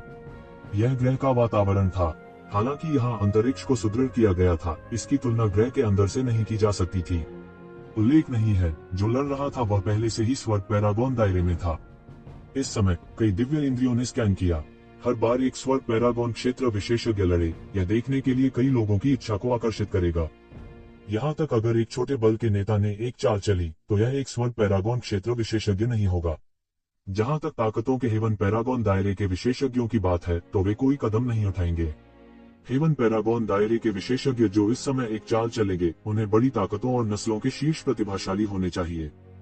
कितना शक्तिशाली आभा है। यह 100 क्लान एलायंस के बेली कबीले का शीर्ष जीनियस है, बेली ही। ऐसा कहा जाता है कि जब वह छोटा था तब उसने असाधारण प्रतिभा प्रदर्शित की थी। कुछ लोग कहते हैं कि वह एक प्राचीन अधिपति का पुनर्जन्म है। उसकी ताकत असाधारण है। इस बार जो युवा पीढ़ी आई है उनमें उसकी ताकत निश्चित रूप से शीर्ष पर पहुंचने के लिए काफी है। कौन है जो उससे लड़ रहा है? बेली को अपनी पूरी ताकत का उपयोग करने के लिए मजबूर करने में सक्षम होने के लिए यह व्यक्ति सरल नहीं है। ऐसे लोग भी थे जो यक्षवेन की पहचान के बारे में उत्सुक थे। वे नहीं जानते थे कि यह व्यक्ति कौन है। वह वास्तव में बेली के साथ प्रतिस्पर्धा करने में सक्षम लग रहा था। वो शख्स जाना पहचाना लग रहा है। अब याद आया, क्या यह हमारी मानव जाति की इंपीरियल कोर्ट प्रतियोगिता चैंपियन येजिवेन नहीं है? पूरे 10 साल चुप रहने के बाद मैंने सुना कि कुछ समय पहले उसने फीनिक्स कबीले के एक शीर्ष प्रतिभा को हराया और अपनी वापसी की घोषणा की। उद्धरण चिन्ह, उसने प्राचीन फीनिक्स क्षेत्र की प्रतिभा को हरा दिया। क्या यह सच है? वे घमंडी और अलग थलग फीनिक्स कैसे इस व्यक्ति को इतनी आसानी से जाने दे सकते हैं? उद्धरण चिन्ह, इसमें इतना अजीब क्या है? मैंने सुना है कि उस समय के दौरान प्राचीन फीनिक्स क्षेत्र की प्रतिभा भी बेहद अहंकारी थी। वह हर जगह चुनौती देने के लिए लोगों की तलाश में था। मुझे उम्मीद नहीं थी कि अंत में वो यक्षवेन से हार जाएगा। मैंने सोचा था कि 5 बड़े शॉट कार्रवाई करेंगे। अंत में सिर्फ यक्षवेन ने उसे हरा दिया और उसका हेलमेट और कवच फेंक दिया। देखते ही देखते काफी चर्चा हो गई। इस समय हर किसी की चर्चा का ध्यान येजिवेन पर था, जो बेली को देख रहा था, जो उसकी ओर दौड़ रहा था। ताकत के मामले में बेली वास्तव में एक उत्कृष्ट व्यक्ति थे। वह बड़ा अत्याचारी था। बूम! बेली ने जिस मुट्ठी की ऊर्जा का विस्फोट किया, उसने तुरंत हजारों मुट्ठी ऊर्जा का निर्माण किया। मुक्केबाजी की तकनीक के नियम तुरंत मुक्केबाजी की तकनीक के प्रवाह में संघनित हो गए, जो पूरे आकाश को नष्ट करना चाहते थे। बेली की साधना और मुट्ठी भर तकनीक में उपलब्धियां धरती को हिला देने वाले स्तर तक पहुंच गई थी। कोई देख सकता था कि जब उसने अपनी चाल चली तो उसकी खेती उन पुरानी प्राचीन वस्तुओं से कमतर नहीं थी। वह बड़ा अत्याचारी था। ऐसी परिस्थितियों में तुरंत ही यक्षवेन के शरीर से एक फरिश्ता निकला। यह दूत प्रतापी और शक्तिशाली था। यह अनगिनत कानूनों से संघनित था और एक अतुलनीय रूप से भयानक आभा लिए हुए था। उनकी शक्ल बिल्कुल साफ नहीं देखी जा सकती थी। एक ही पल में इस देवदूत के हाथ की लंबी तलवार ने आकाश को भर देने वाली तलवार की तकनीक की धार को गिरा दिया। निर्णय की तलवार, बूम! मुट्ठी की ऊर्जा और तलवारबाजी की धार एक दूसरे में दुर्घटनाग्रस्त हो गई। यह अत्यंत भयानक था और एक आश्चर्यजनक टक्कर हुई। प्रकाश की रंगीन किरणें पल भर में बह गईं। येजिवेन की तलवारबाजी के सामने बेली की मुट्ठी की ऊर्जा एक पल में ढह गई और बिखर गई। अंतरिक्ष पूरी तरह से नष्ट हो गया था। बेली ने अपनी मुट्ठी घुमाई और तलवार की तकनीक की धार का विरोध करने के लिए और भी अधिक मुट्ठी ऊर्जा का विस्फोट किया। वह सैकड़ों मील दूर पीछे हटता रहा। येजिवेन, यह एक जघन्य अपराध है। आपने वास्तव में डेमन रेस की मार्शल आर्ट का अभ्यास करने का साहस किया। क्या आप जानते हैं कि यह किस प्रकार का अपराध है? बेली चिल्लाया। अपराध? मैंने कौन सा अपराध किया है? मैंने अभी मार्शल आर्ट का अभ्यास किया है। दुनिया में मार्शल आर्ट में कोई अच्छाई या बुराई नहीं है। कुंजी यह है कि किस तरह का व्यक्ति इसका उपयोग कर रहा है। क्या तुम यह भी नहीं समझते? आप वास्तव में मुझसे अपनी तुलना करना चाहते हैं। आप अभी भी इससे दूर हैं। येजिवेन ने तिरस्कार पूर्वक उपहास किया। तो क्या हुआ अगर उसने दानव जाति की मार्शल आर्ट का अभ्यास किया? मुझे दोषी ठहराने के लिए आपके पास क्या योग्यता है? मुझे लगता है कि तुम बहुत नासमझ हो। मरना, मैं आज आपको बता दूंगा कि आप सिर्फ घर खेल रहे हैं। आप एक वास्तविक विशेषज्ञ से बिल्कुल भी नहीं मिले। यक्षवेन ने अचानक एक कदम आगे बढ़ाया और एक पल में दूरी पार कर ली। वो सीधे बेली के सामने पहुंचे।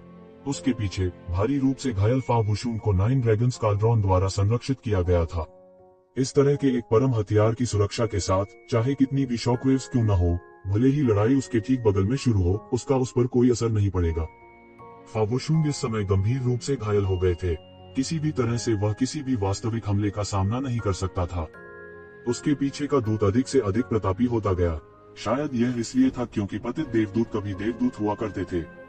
भले ही वे गिर गए थे, फिर भी उनकी मार्शल आर्ट असाधारण रूप से शानदार और विशाल थी।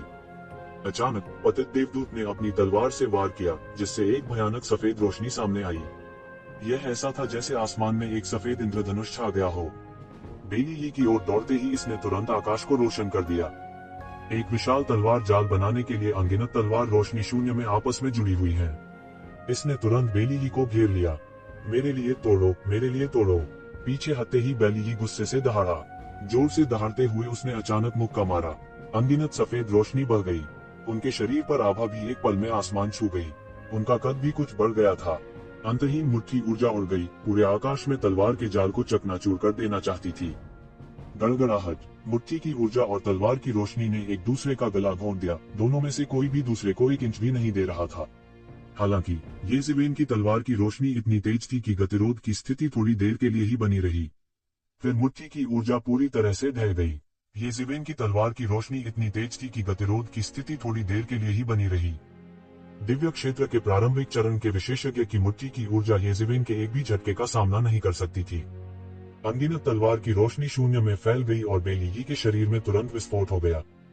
टकराना, इस भयानक बल द्वारा बेलीगी को तुरंत नष्ट कर दिया गया। उसके शरीर पर आभा का कवच एक पल में लगभग पूरी तरह से बिखर गया था। कश, बेलीगी ने सीधे मुंह से खून निकाला। उसका पूरा शरीर उल्का की तरह था, जैसे वह तुरंत उड़ गया। न केवल वह मुट्ठी की ऊर्जा और तलवार की रोशनी के बीच की लड़ाई में पूरी तरह से दबा दिया गया था, यहाँ तक जिस ताकत पर उसे इतना गर्व था, वह भी येज़ेबेल की भयानक ताकत के सामने कुछ भी नहीं थी। उसे सीधे उड़ा दिया गया। टक्कर के कारण अनगिनत वायु प्रवाह सीधे वापस परावर्तित हो गए, जिससे येज़ेबेल के कपड़े हवा में लहरा गए।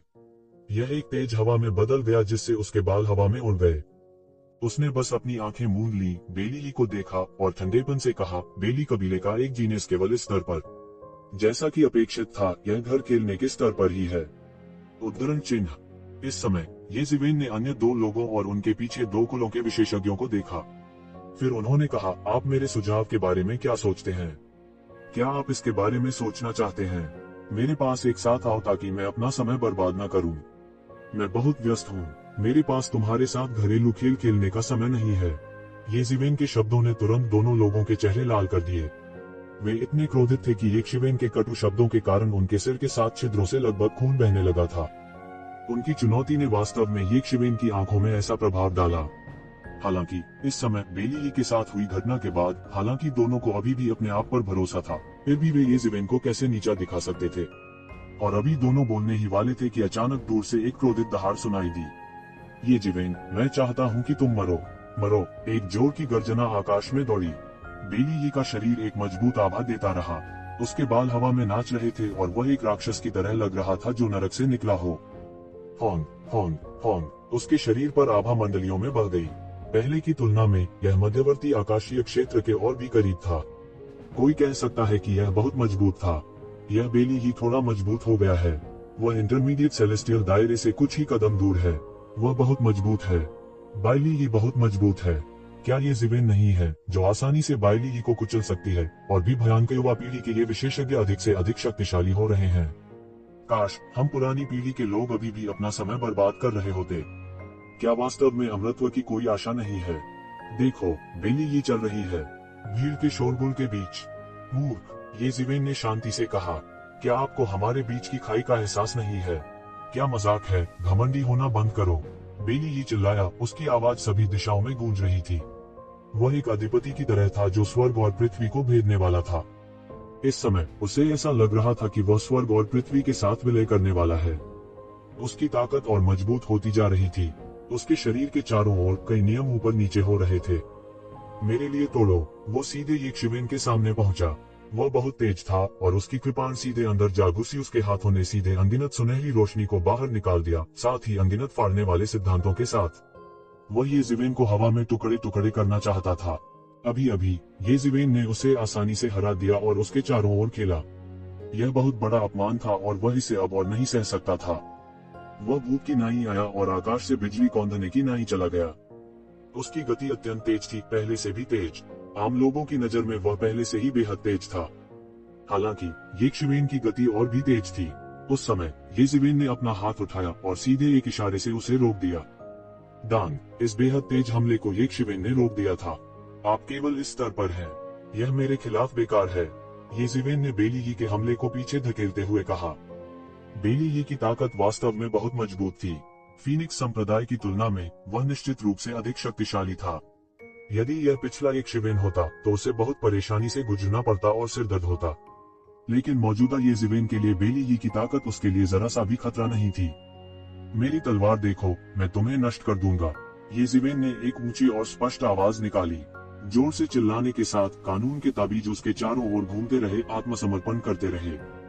हुश, उसके हाथ में एंजेलिक तलवार एक चौंकाने वाले झरने में बदल गई और सीधे बेली की ओर जा गिरी। भयानक शक्ति तुरंत बढ़ गई और एक भयानक दबाव में बदल गई जिसने आकाश को भर दिया। बेली के शरीर पर दबाव पड़ने से पहले बेली का कवच जो उसके शरीर में पिघल गया था पूरी तरह से प्रकट हो गया था। फिर यह पूरी तरह से जमीन पर टुकड़ों में बिखर गया। ये ज़िवेन की तलवार की गति के दबाव में एक स्वर्ग स्तर का शीर्ष स्तर का जादू उपकरण बिखर गया था। कोई कल्पना कर सकता है कि यह कितना भयानक था। वह इतना मजबूत कैसे हो सकता है। इस समय बेली को अंततः एहसास हुआ कि ये ज़िवेन कितना भयानक था। यह उसकी अपेक्षा से कहीं अधिक भयानक था। इस समय उसके पास कोई दूसरा रास्ता नहीं था और वह केवल अपनी पूरी ताकत से लड़ना चुन सकता था। उसके शरीर की भयानक शक्ति तुरंत उबल पड़ी और उसके शरीर से एक विनाशकारी शक्ति फूट पड़ी। तभी उसने ये ज़िवेन की तलवार की गति के खिलाफ हमला शुरू किया। बूम! एक भयानक टक्कर के साथ ये ज़िवेन की तलवार की गति मक्खन में गर्म चाकू की तरह थी। इसने सीधे तौर पर उस रोशनी को चकनाचूर कर दिया जिसे बेली ने बनाया था। भयानक दबाव सीधे उसके शरीर पर पड़ा। इस भयानक दबाव से बेली को घुटने टेकने पर मजबूर होना पड़ा। वह सीधे खड़ा भी नहीं हो पाता था। कितनी मजबूत शक्ति है। हे भगवान, क्या मैं चीजों को देख रहा हूँ। बेली अपनी ताकत के लिए प्रसिद्ध है, लेकिन अब वह घुटने टेकने को मजबूर है। यह केवल एक चमत्कार है। हे भगवान, ये ज़िवेन इतना मजबूत है। अगर मैं गलत नहीं हूँ तो उसे आकाशीय क्षेत्र में प्रवेश नहीं करना चाहिए था। वह इतना मजबूत कैसे हो सकता है। जैसे ही ये ज़िवेन की तलवार लगने ही वाली थी, गु युवानबाई और वेंग क्विंसी जो बगल से देख रहे थे अंत में खुद को नहीं रोक सके, बल्कि एक नजर देखा और अंत में एक चाल चल दी। इस समय वे कैसे नहीं देख सकते थे कि एक ज़िवेन की ताकत बहुत भयानक थी, लेकिन उन तीनों के एक साथ काम करने के कारण वे इस समय पीछे नहीं हट सकते थे। वे अभी भी प्रतिभाशाली होने की प्रतिष्ठा रखते थे। इस समय अगर उन्होंने एक चाल चलने की भी हिम्मत नहीं की तो वे वास्तव में भविष्य में समाप्त हो जाएंगे। हालांकि ये ज़िवेन के प्रदर्शन के अनुसार अगर उन्हें अकेले कदम उठाना होता तो उनमें आगे बढ़ने की हिम्मत भी नहीं होती। अगर उन्हें उस बिंदु पर मजबूर किया गया तो उनका ताओवादी हृदय अधूरा होगा। उन्हें हराया जा सकता था, लेकिन अगर उन्हें इस हद तक मजबूर किया जाता था कि उनमें आगे बढ़ने की हिम्मत भी नहीं होती तो वे पूरी तरह से खत्म हो जाते। इसलिए इस समय उनके पास पीछे हटने का कोई रास्ता नहीं था। यदि उन्होंने चाल नहीं चली होती तो उन्हें चाल चलने का मौका भी नहीं मिलता। सबसे पहले हमला करने वाली गु युवानबाई थी, जो दानव जाति की प्रतिभा थी। उनका शक्तिशाली और दबंग कृपाण प्रकाश सीधे आकाश को काटता है। उसके हाथ में राक्षस कृपाण एक भयानक प्रकाश के साथ चमक रहा था। यह अत्यंत दबंग था। फिर वेंग किंगसी ने सीधे पानी की तलवारों से भरे आकाश को उड़ा दिया। हालांकि दोनों ने पहले कभी सहयोग नहीं किया था और कई बार एक दूसरे के खिलाफ भी लड़े थे, इस समय उनके बीच एक अतुलनीय मौन समझ थी। यह ऐसा था मानो हर कदम में एक अतुलनीय मौन समझ थी। यह एक सच्चा मार्शल आर्ट पावर हाउस था जिसके पास वह शक्ति थी जिसे आम लोग नहीं समझ सकते थे। चलो, मैं तुम्हारा इंतजार कर रहा हूँ, ये ज़िवेन ने उपहास किया। उसने सीधे अपनी तलवार की गति को वापस ले लिया और एक और भी भयानक तलवार की गति को बाहर निकाला, सीधे दोनों की ओर विस्फोट किया। हफ हफ। इस समय बेली जो एक आपदा से बच गई थी, लगातार हौंफ रही थी। अभी अभी उन दोनों ने आखिरकार उसे एक ज़िवेन की तलवार की गति से बचा लिया था।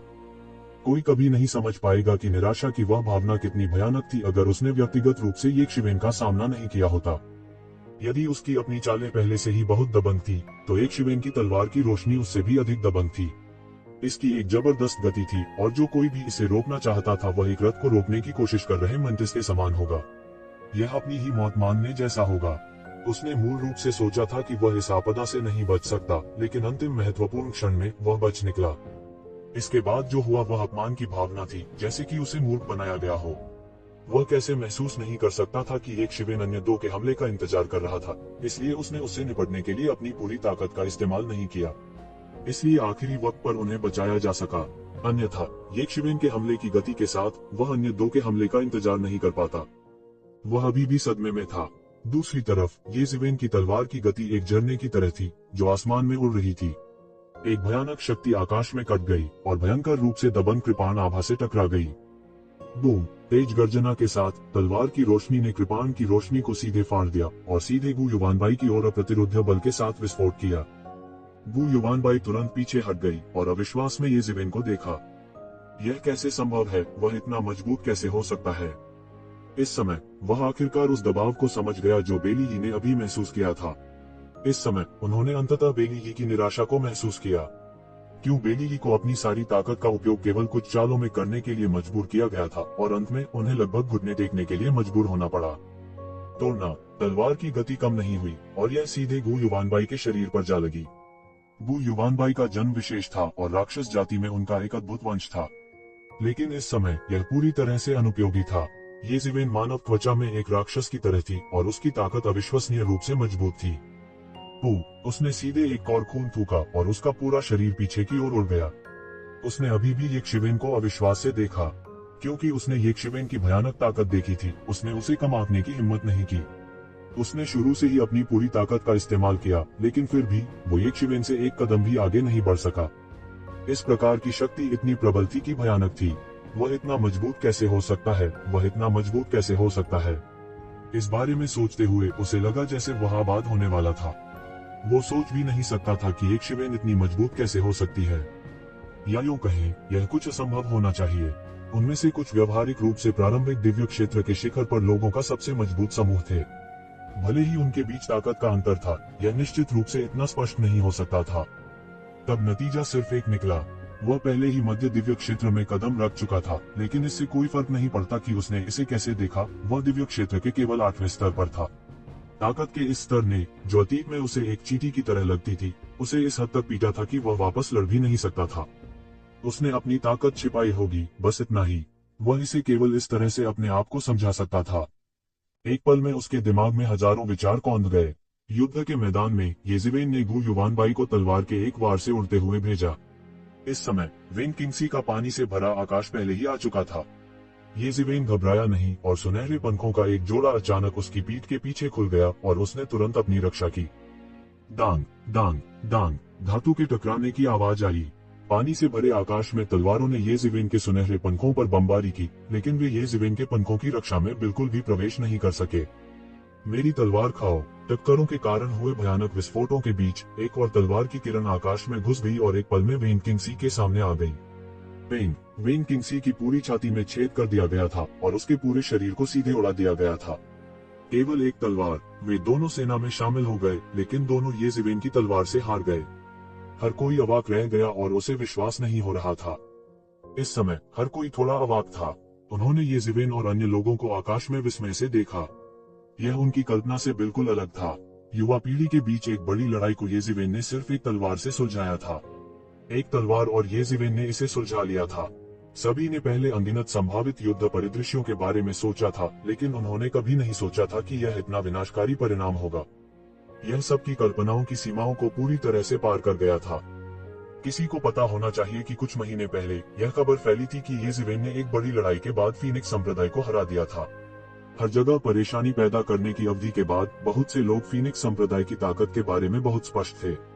यद्यपि फीनिक्स संप्रदाय अहंकारी था, शक्ति के मामले में वे कमजोर नहीं थे। इसलिए सभी ने फैसला किया कि यक्षिवेन की ताकत मोटे तौर पर आकाशीय क्षेत्र के चरम पर थी, जिसके बारे में बोलते हुए बहुतों की नजर में गु युवानबाई और अन्य को येज़िवेन के बराबर होना चाहिए, या यहाँ तक कि बेली और अन्य लोगों को येज़िवेन से अधिक मजबूत होना चाहिए। कम से कम यह मौत के लिए एक दुखद लड़ाई होनी चाहिए थी, लेकिन परिणाम इतनी आसानी से येज़िवेन द्वारा सुलझा लिया गया। लेकिन यह वैसा ही था जैसा यक्षिवेन ने पहले कहा था। क्या ऐसा हो सकता है कि उनकी राय में हर कोई सिर्फ घर खेल रहा हो? वे सिर्फ घर खेल रहे थे, क्योंकि उन्हें उनकी ताकत की बिल्कुल भी परवाह नहीं थी। उन्हें उनकी बिल्कुल भी परवाह नहीं थी। शुरुआत में हर कोई सोचता था कि येज़िवेन थोड़ा अहंकारी है, लेकिन अब उन्हें लगा कि येज़िवेन बिल्कुल भी अतिशयोक्ति नहीं कर रही थी। वह अतिशयोक्ति नहीं कर रहा था, लेकिन यह सच्चाई थी। येज़िवेन की कुचलने की ताकत की तुलना में, चाहे वह बेली ही हो, गु युवानबाई या वेन किंगसी, वे वास्तव में घर खेलने वाले बच्चों की तरह थे। और इन तीनों लोगों को येज़िवेन ने हरा दिया। उनके पीछे के विशेषज्ञों का तो कहना ही क्या। इस समय उन सभी ने यक्षिवेन को पीले चेहरों से देखा। उन्होंने निश्चित रूप से येज़िवेन के इतने भयानक होने की उम्मीद नहीं की थी। वास्तव में वे अपने नेता को इस तरह से हराने में सक्षम होंगे। क्यों? क्या तुम सब एक साथ हमला करना चाहते हो? यदि तुम करते हो तो आगे बढ़ो, समय बर्बाद मत करो, येज़िवेन ने बेहोश होकर कहा। इन लोगों को देखते ही उनकी आंखें बिजली की तरह चमक उठी। ऐसा लग रहा था जैसे वह मरे हुए लोगों के समूह को देख रहा हो। अगर यह बात कोई और कहता तो ये लोग भाग जाते। आखिरकार भले ही वे गु युवानबाई और अन्य लोगों की तरह अच्छे नहीं थे, फिर भी वे प्रथम श्रेणी के प्रतिभाशाली थे। वे दूसरों को इस तरह अपना अपमान कैसे करने दे सकते थे? खासकर जब येशिवेन ने उन्हें एक साथ हमला करने के लिए कहा था। यह स्पष्ट रूप से उनकी लड़ने की ताकत को कम कर रहा था, लेकिन अब उनमें हमला करने की हिम्मत नहीं थी। हालांकि वे घमंडी थे, लेकिन वे मूर्ख नहीं थे। अभी अभी गु युवानबाई और वेन किंगसी के संयुक्त हमले को येशिवेन ने आसानी से तोड़ा, जिसने उन्हें बहुत झटका दिया। क्योंकि गु युवानबाई और वेन क्विंसी एक संयोजन थे जो उन्हें बहुत नुकसान पहुंचा सकते थे, लेकिन इस समय वे येशिवेन के हाथों में बहुत कमजोर थे। मानव जाति के बीच ऐसे जीनियस हैं, इसका मतलब है कि उनकी किस्मत अभी तक नहीं चली है। मैंने सोचा कि इस बार राक्षस जाति के आक्रमण का लाभ उठाकर मानव जाति को भारी नुकसान हो सकता है और वह कभी भी इससे उबर नहीं पाएगी। यह झटका, अब ऐसा लगता है कि हम बहुत ज्यादा सोच रहे थे। क्या ऐसा नहीं है? यह येशिवेन इतना शक्तिशाली है। वह स्वर्ग के दायरे के केवल 8वें स्तर पर है, लेकिन वह वास्तव में इतनी शक्तिशाली शक्ति को संग्रहित कर सकता है। ऐसा लगता है कि वह कोई साधारण व्यक्ति नहीं है। वे इसे नहीं देख सकते, लेकिन मैं इसे स्पष्ट रूप से देख सकता हूँ। भी ने सोचा कि येशिवेन ने गु युवानबाई और वेन किंगसी को हरा दिया, लेकिन वास्तव में ऐसा बिल्कुल नहीं है। गु युवानबाई और वेन किंगसी ने बहुत अच्छा सहयोग किया, लेकिन आखिरकार उन्होंने पहले सहयोग नहीं किया है, इसलिए उनके लिए एक ही व्यक्ति होना असंभव है। यह उनकी सबसे बड़ी खामी है, और अंत में येशिवेन ने उन्हें एक एक करके हरा दिया। यह सिर्फ इतना है कि उसकी गति बहुत तेज है, इसलिए ऐसा लगता है जैसे उसने उन दोनों को एक साथ हरा दिया। एक विदेशी नस्ल विशेषज्ञ ने तिरस्कार पूर्वक कहा, जैसे कि वह येशिवेन की योजना के माध्यम से देख सकता हो। तुम्हारे यह कहने का क्या फायदा है? पुरानी बात। तुम हमारी मानव जाति की प्रतिभाओं से सिर्फ ईर्ष्या कर रहे हो। हालांकि यह कहा जाता है कि उसने उन्हें एक एक करके हराया। हर कोई ऐसा नहीं कर सकता।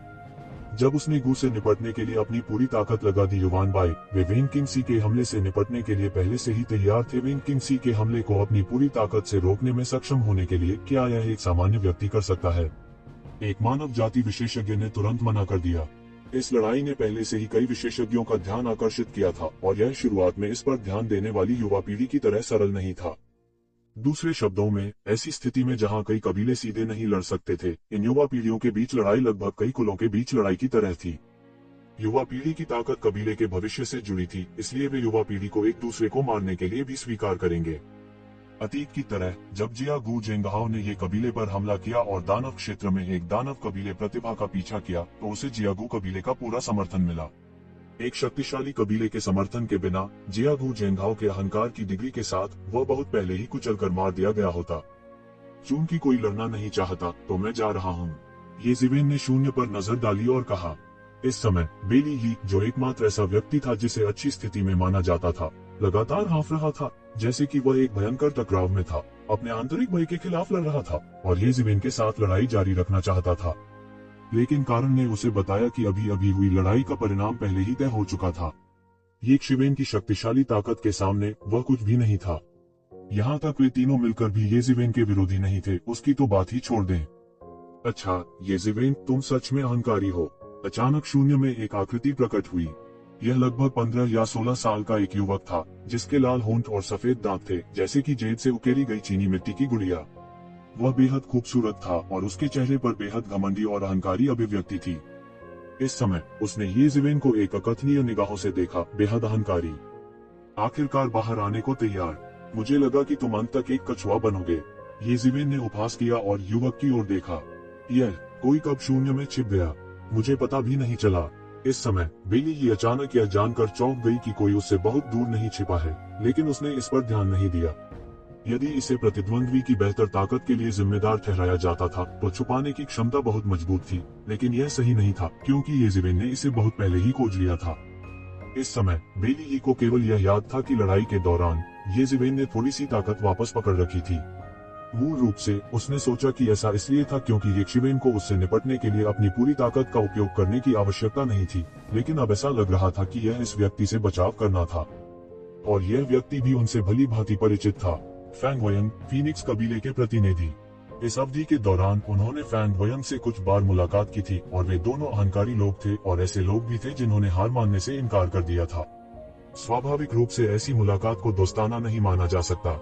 यह सिर्फ इतना था कि इस बार फैंग वयंग को येशिवेन के साथ परेशानी हुई और कुछ हद तक मानव कबीले को दबाने का उद्देश्य समान था, इसलिए उन्होंने विरोध किया और कोई कदम नहीं उठाया। लेकिन इस समय उन्हें अचानक राहत का एहसास हुआ। अगर उसने उस समय कोई कदम उठाया होता, तो उस समय उसे डर था कि उसे एक दुखद मौत का सामना करना पड़ेगा। इसके अलावा ये फैंग वयंग ये शिवेन की तुलना में कहीं अधिक क्रूर थी। फैंग वयंग ने कुछ चालें चली और बिना किसी अपवाद के उनके विरोधी या तो मारे गए या अपंग हो गए, बिना किसी अपवाद के। कोई कल्पना कर सकता है कि वह कितना क्रूर था, और जो उसे सबसे ज्यादा पसंद था वह था प्रतिद्वंद्वी के ताव को तोड़ना, प्रतिद्वंद्वी की ताव की समझ को जबरन कुचल देना और प्रतिद्वंद्वी की आगे बढ़ने की आजीवन आशा को नष्ट करना। ये शिवेन की तुलना में वह काफी बेहतर लग रहा था। इस समय उन्होंने यह जानने की जहमत नहीं उठाई कि फैंग वयंग कितनी मजबूत थी। हालांकि उन्होंने मूल रूप से सोचा था कि फैंग वयंग उनके साथ सबसे अधिक समान थे। उन्होंने हमेशा फैंग वयंग के आकाशीय क्षेत्र के मध्य चरण में होने के मामले को एक मजाक के रूप में लिया था। वे दोनों प्रतिभाशाली थे, लेकिन उन्होंने दिव्य क्षेत्र के मध्य चरण में कदम भी नहीं रखा था, तो फैंग वयंग ऐसा कैसे कर सकते थे। लेकिन अब उसे अचानक एहसास हुआ कि ये ज़िवेन, जिसने हमेशा उन पर ज्यादा ध्यान नहीं दिया था और यहाँ तक उन्हें खेल घर कहकर डांटती थी, इस फैंग वयंग के प्रति बेहद सतर्क थी। बस इसी बात से दोनों में फर्क देखा जा सकता था। एक झटके में उसके दिमाग में कई विचार कौंध गए और उसके चेहरे पर अनिच्छा का भाव आ गया। ये ज़िवेन ने फीनिक्स संप्रदाय को एक युद्ध में हराया और फिर से प्रसिद्ध हो गए। वह हमेशा ये ज़िवेन को हेय दृष्टि से देखता था और ये शिवेन को ढूंढना चाहता था, उसे हराना चाहता था और अपनी पराजित सूची में किसी अन्य व्यक्ति को जोड़ना चाहता था। वह अपने नाम को और भी प्रसिद्ध करना चाहता था। आज वह दिन होना चाहिए था जब वह मुख्य पात्र बन गया था, जिस दिन वह प्रसिद्ध हो गया था, लेकिन अब ऐसा लग रहा था कि उसे फैंग वयंग और ये ज़िवेन को अपना पद छोड़ना होगा। जब उसने इस बारे में सोचा तो वह बेहद अनिच्छुक था। हालांकि चाहे वह कितना भी अनिच्छुक क्यों न हो, वह स्थिति की गंभीरता को जानता था। जब उसने ये ज़िवेन और फैंग वयंग को देखा तो उसकी आंखें चमक उठी। यह ऐसा था जैसे वह उनके सिलुएट्स को अपने दिमाग में गहराई से अंकित करना चाहता था और उन्हें कभी नहीं भूलना चाहता था। आज से यही दो लोग उसके निशाने पर होंगे। वह अब अभिमानी नहीं होगा और यह नहीं सोचेगा कि वह अजेय था। इस संसार में वास्तव में एक ऊंचा पर्वत था। यह सोचकर बेली ही ने झट से रास्ता दे दिया। एक उदाहरण के रूप में बेली ही के साथ तुरंत अन्य 3 जातियों के विशेषज्ञों ने रास्ता दे दिया। फैंग वयंग ने ये ज़िवेन की ओर ठंडेपन से देखा और कहा, मुझे उम्मीद नहीं थी कि तुम वास्तव में मुझे नोटिस करोगे। तुम्हारी नाक काफी तेज है। हे, इसमें इतना मुश्किल क्या है। ये ज़िवेन उदासीनता से मुस्कुराए। ऐसा लग रहा था जैसे यह कुछ ऐसा था जो उल्लेख के लायक नहीं था। तुम छुपाने में अच्छे नहीं हो, तुम बहुत अहंकारी हो। आपको लगता है कि कोई आपको ढूंढ नहीं सकता, इसलिए आप कुछ भी छिपाने की कोशिश न करें। यहाँ बहुत सारे लोग हैं जो आपके माध्यम से देख सकते हैं। यह सिर्फ इतना है कि किसी ने इसे इंगित नहीं किया है। ये ज़िवेन ने फैंग वयंग को उदासीनता से देखा। इसके विपरीत फैंग वयंग की अभिव्यक्ति इस समय थोड़ी बदसूरत हो गई। वह हमेशा अपने बारे में बहुत सोचता था, लेकिन ये ज़िवेन के शब्द उसके चेहरे पर एक तमाचे की तरह थे। उसने सोचा कि उसे खुद पर गर्व है। उसने शून्य में छिपने के लिए फीनिक्स कबीले की गुप्त तकनीक का इस्तेमाल किया, यह सोचकर कि कोई भी उसे ढूंढ नहीं पाएगा।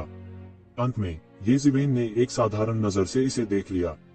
इसके बारे में फिर से सोचने पर इस ग्रह पर इतने सारे बिजली घर इकट्ठे हो गए थे, उनसे छिपना असंभव था। वह बहुत अहंकारी था। हालांकि वह किस प्रकार का व्यक्ति था, उसने पहले ही एक पल में अपनी भावनाओं को सुलझा लिया था। फिर एक शिवेन की ओर देखा और कहा, यह एक अच्छी चाल है। जिस क्षण हम मिलते हैं, आप मेरे ताओवादी दिल को हिला देने के लिए शब्दों का उपयोग करना चाहते हैं, लेकिन यह केवल तेज जीत के लिए पर्याप्त नहीं है। ये ज़िवेन बहुत उदासीन थी। उन्हें आश्चर्य नहीं हुआ कि फैंग वयंग इतनी आसानी से उनकी गणनाओं को देख सकते हैं। इसके विपरीत, यदि वह इसे समझ नहीं पाता है तो वह निराश होगा। लोगों को इस बिंदु तक बढ़ने में सक्षम होने के लिए कितने मूर्ख थे। बात बस इतनी थी कि बहुत से लोग घमंडी थे, उनकी अपनी ताकत अत्याचारी और अजेय थी और उनके पीछे शक्तिशाली ताकतें थी, इसलिए उन्होंने दुश्मन से निपटने के लिए ऐसी गणनाओं का उपयोग नहीं किया। जब तक वह प्रतिद्वंद्वी को हराने के लिए अत्याचारी ताकत का इस्तेमाल करता है, क्या यह ठीक नहीं होगा? बहुत से लोगों ने ऐसा ही सोचा। तुमने इसे समझ लिया, यह कोई बड़ी बात नहीं है। वैसे भी मैंने नहीं सोचा था कि यह तरीका काम करेगा। ये ज़िवेन ने एक गुंडे की तरह सीधे स्वीकार किया। इस समय सभी ने आखिरकार प्रतिक्रिया व्यक्त की। चूंकि दोनों के बीच टकराव के अपने फायदे थे, अगर वे दूसरे की मन स्थिति को तोड़ना चाहते थे तो उन्हें शब्दों से शुरुआत करनी होगी।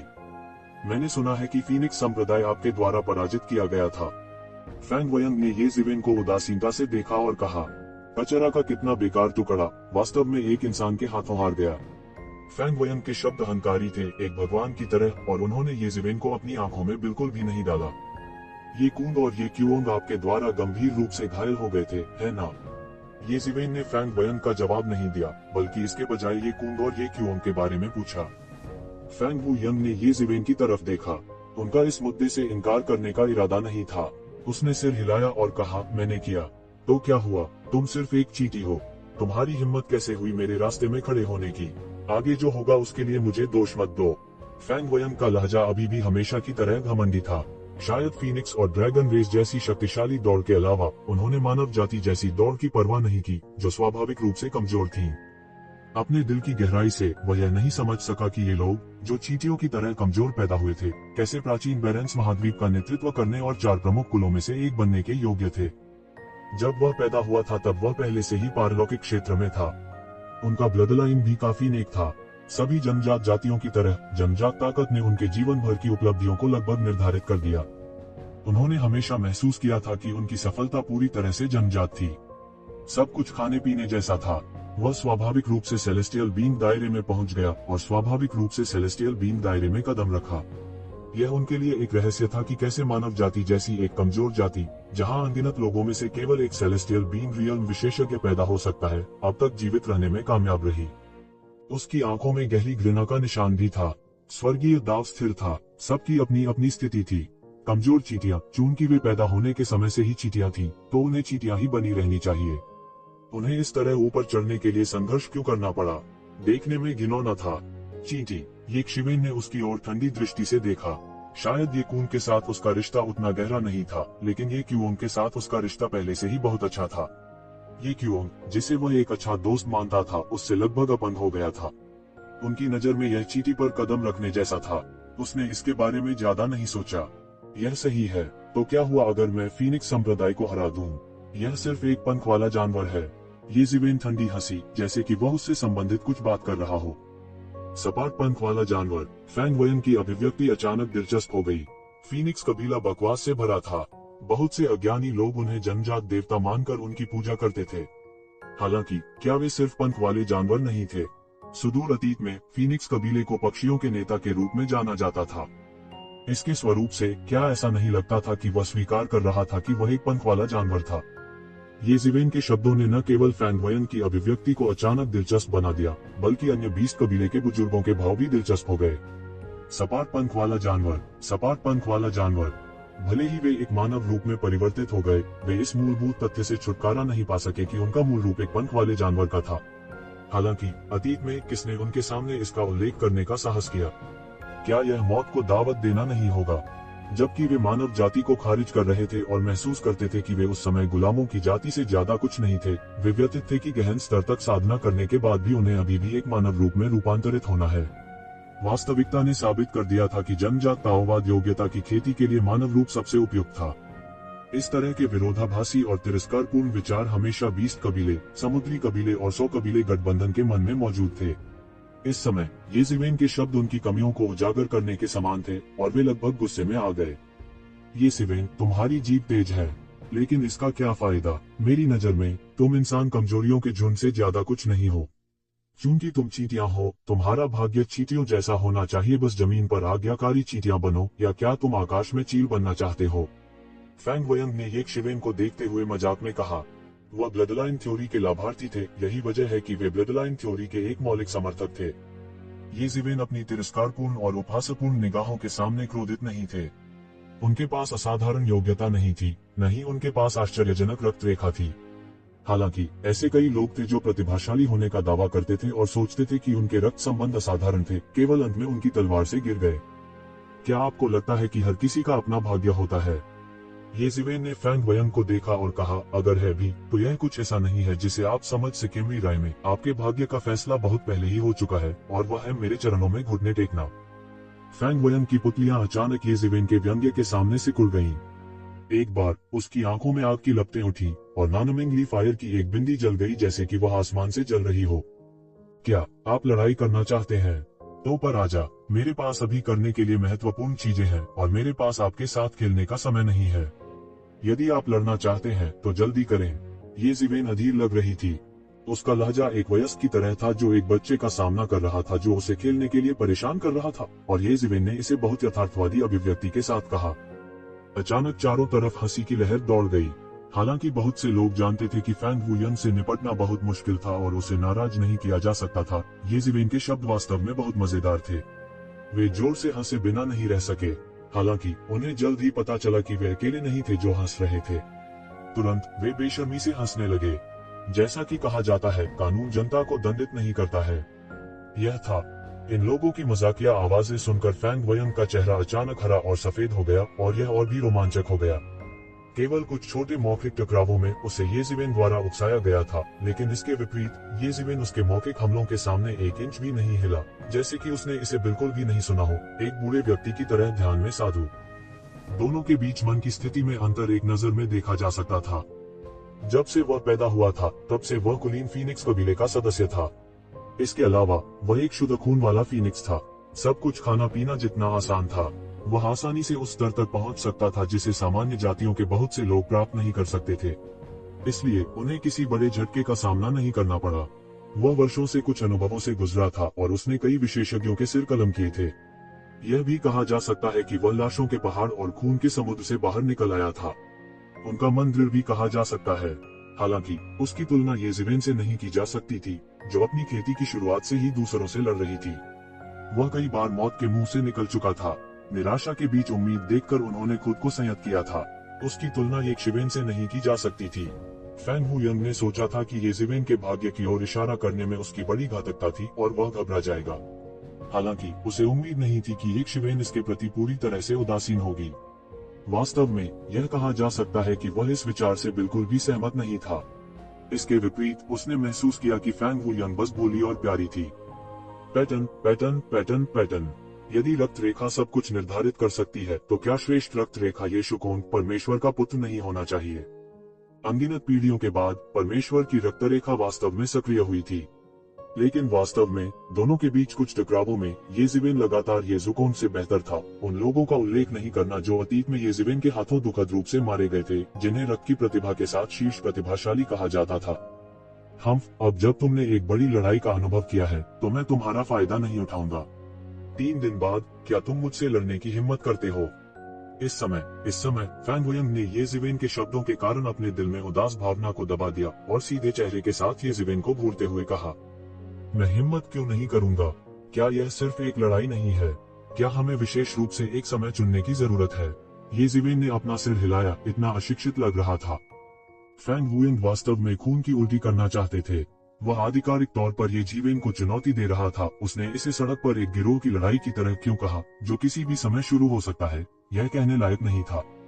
हम फिर 3 दिन में मिलते हैं। जीवन या मृत्यु कोई मायने नहीं रखता। वह ठंड से सूंघा और रुकना जारी नहीं रखा। उसे डर था कि एक शिवेन की वजह से उसे फिर से खून की उल्टी होगी। जुबानी भिड़ंत के मामले में वह पूरी तरह से हार चुके थे। ये जिवेन समुद्र में एक चट्टान की तरह था। चाहे लहरें कितनी भी भयानक क्यों न हो, वे केवल लहरों से चट्टान पर टूटेंगे और वह खुद 1 इंच भी नहीं हिलेगा। बस यही मानसिकता भयानक कहलाने के लिए काफी थी। अंत में हालांकि ये जिवेन और फैंग वयंग के बीच लड़ाई नहीं हुई, यह पहले से ही सभी की उम्मीदों से परे था। ये जिवेन ने 3 प्रसिद्ध प्रतिभाओं को एक प्रभावशाली तरीके से हराया। वह तुरंत प्रसिद्ध भी हो गया। इस लड़ाई पर कई बड़े शॉट्स ध्यान दे रहे थे। इस बार की गठबंधन बैठक में भाग लेने के लिए प्रमुख ताकतों के बड़े शॉट्स आए थे और ये जिवेन का प्रदर्शन भी उनकी आंखों में उतर गया था। यह कहा जा सकता है कि अकेले यह लड़ाई ये जिवेन को पूरे प्राचीन बैरेंस महाद्वीप में प्रसिद्ध करने के लिए पर्याप्त थी, भले ही उसने पिछले 10 वर्षों में कुछ भी नहीं किया हो। एक ही लड़ाई से दुनिया में मशहूर हो जाना इससे ज्यादा कुछ नहीं था। अब से ये जिवेन को विभिन्न ताकतों की युवा प्रतिभाओं की सूची में जोड़ा जाएगा। भले ही वे इस पर विश्वास करें या न करें, इस लड़ाई के बाद ये जिवेन निश्चित रूप से कई लोगों के लिए भय का लक्ष्य बन जाएगी। वह ये जिवेन है। दानव कबीले के सभा स्थल की गहराई में एक आंगन में एक दबंग व्यक्ति खड़ा था। उसने आकाश की ओर ऐसे देखा जैसे वह पूरे आकाश को देख रहा हो। वह ये जिवेन को देख रहा था जो शून्य में थी। उसके बगल में कोई नहीं था। पतली हवा से केवल एक आवाज निकली और उसके कान के पास गिरी, राजा, यह वह है। उस मामले में मुझे जो जानकारी पहले मिली थी कि कुनपेन का अंडा उसके हाथों में था, वह सही है। दबंग अधेड़ उम्र के आदमी ने ठंडेपन से कहा। अगर ये जिवेन यहाँ होते तो उन्हें एहसास होता कि यह व्यक्ति बहुत परिचित था। वह कोई और नहीं बल्कि 9 सिर वाले शिशु जनजाति के 9 सिर वाले शिशु दानव राजा थे जिनसे ये जिवेन पहले मिले थे। वह एक अद्वितीय दबंग राजा की तरह था। वहां खड़े रहने मात्र से ही उसमें एक अद्वितीय शक्ति आ गई थी। सभी दिशाओं में दबाव इस प्रकार के व्यक्ति का वर्णन था। क्या साहसी बच्चा है, 9 सिर वाले शिशु दानव राजा ने उपहास किया। कोई नहीं जानता था कि वो एक शिवेन का मजाक उड़ा रहा था या खुद का। मैंने 100 साल की योजना बनाई और एक चाल चली। मैं कुनपेंग को खत्म करना चाहती थी जब वह अंडे को जन्म देने के बाद सबसे कमजोर था। मैं इस संकट को दानव वंश से पूरी तरह से मिटा देना चाहता था। अंत में कुनपेंग का अंडा इंसान के हाथ लग गया। अंत में इसने 9 हेडेड इन्फेंट ट्राइब और कुनपेंग के बीच एक लंबा युद्ध शुरू कर दिया। अंत में हमें भारी नुकसान हुआ। आदमी लाख करे वही होता है जो मंजूर एक खुदा होता है। महामहिम, आपको इसे दिल पर लेने की जरूरत नहीं है। हालांकि हमारी जाति को कुनपेंग की अराजकता में भारी नुकसान उठाना पड़ा, हमने कुनपेंग की शक्ति का उपयोग राजा के प्रत्यक्ष वंशजों को पूरी तरह से मिटाने के लिए भी किया, जिन्होंने हमारा विरोध किया था। दिमाग, मैं क्यों बुरा मानूंगा। 9 सिर वाला शिशु दानव राजा अपनी पीठ के पीछे अपने हाथ रखकर खड़ा था। उसका फिगर लंबा और लंबा होता गया। मुझे यह अभी मजाकिया लगा, लेकिन यह अच्छा है कि उसने इसे ढूंढ लिया। चूंकि उसने हमारे दानव कबीले में अपना हाथ बढ़ाने की हिम्मत की, इसलिए मैं उसे बता दूंगा कि कुछ चीजें इतनी आसानी से नहीं ली जाती हैं। अगर वह उन्हें लेना चाहता है तो वह अपने जीवन का आदान प्रदान करना होगा। तुम सही हो राजा, आवाज ने धीरे से कहा।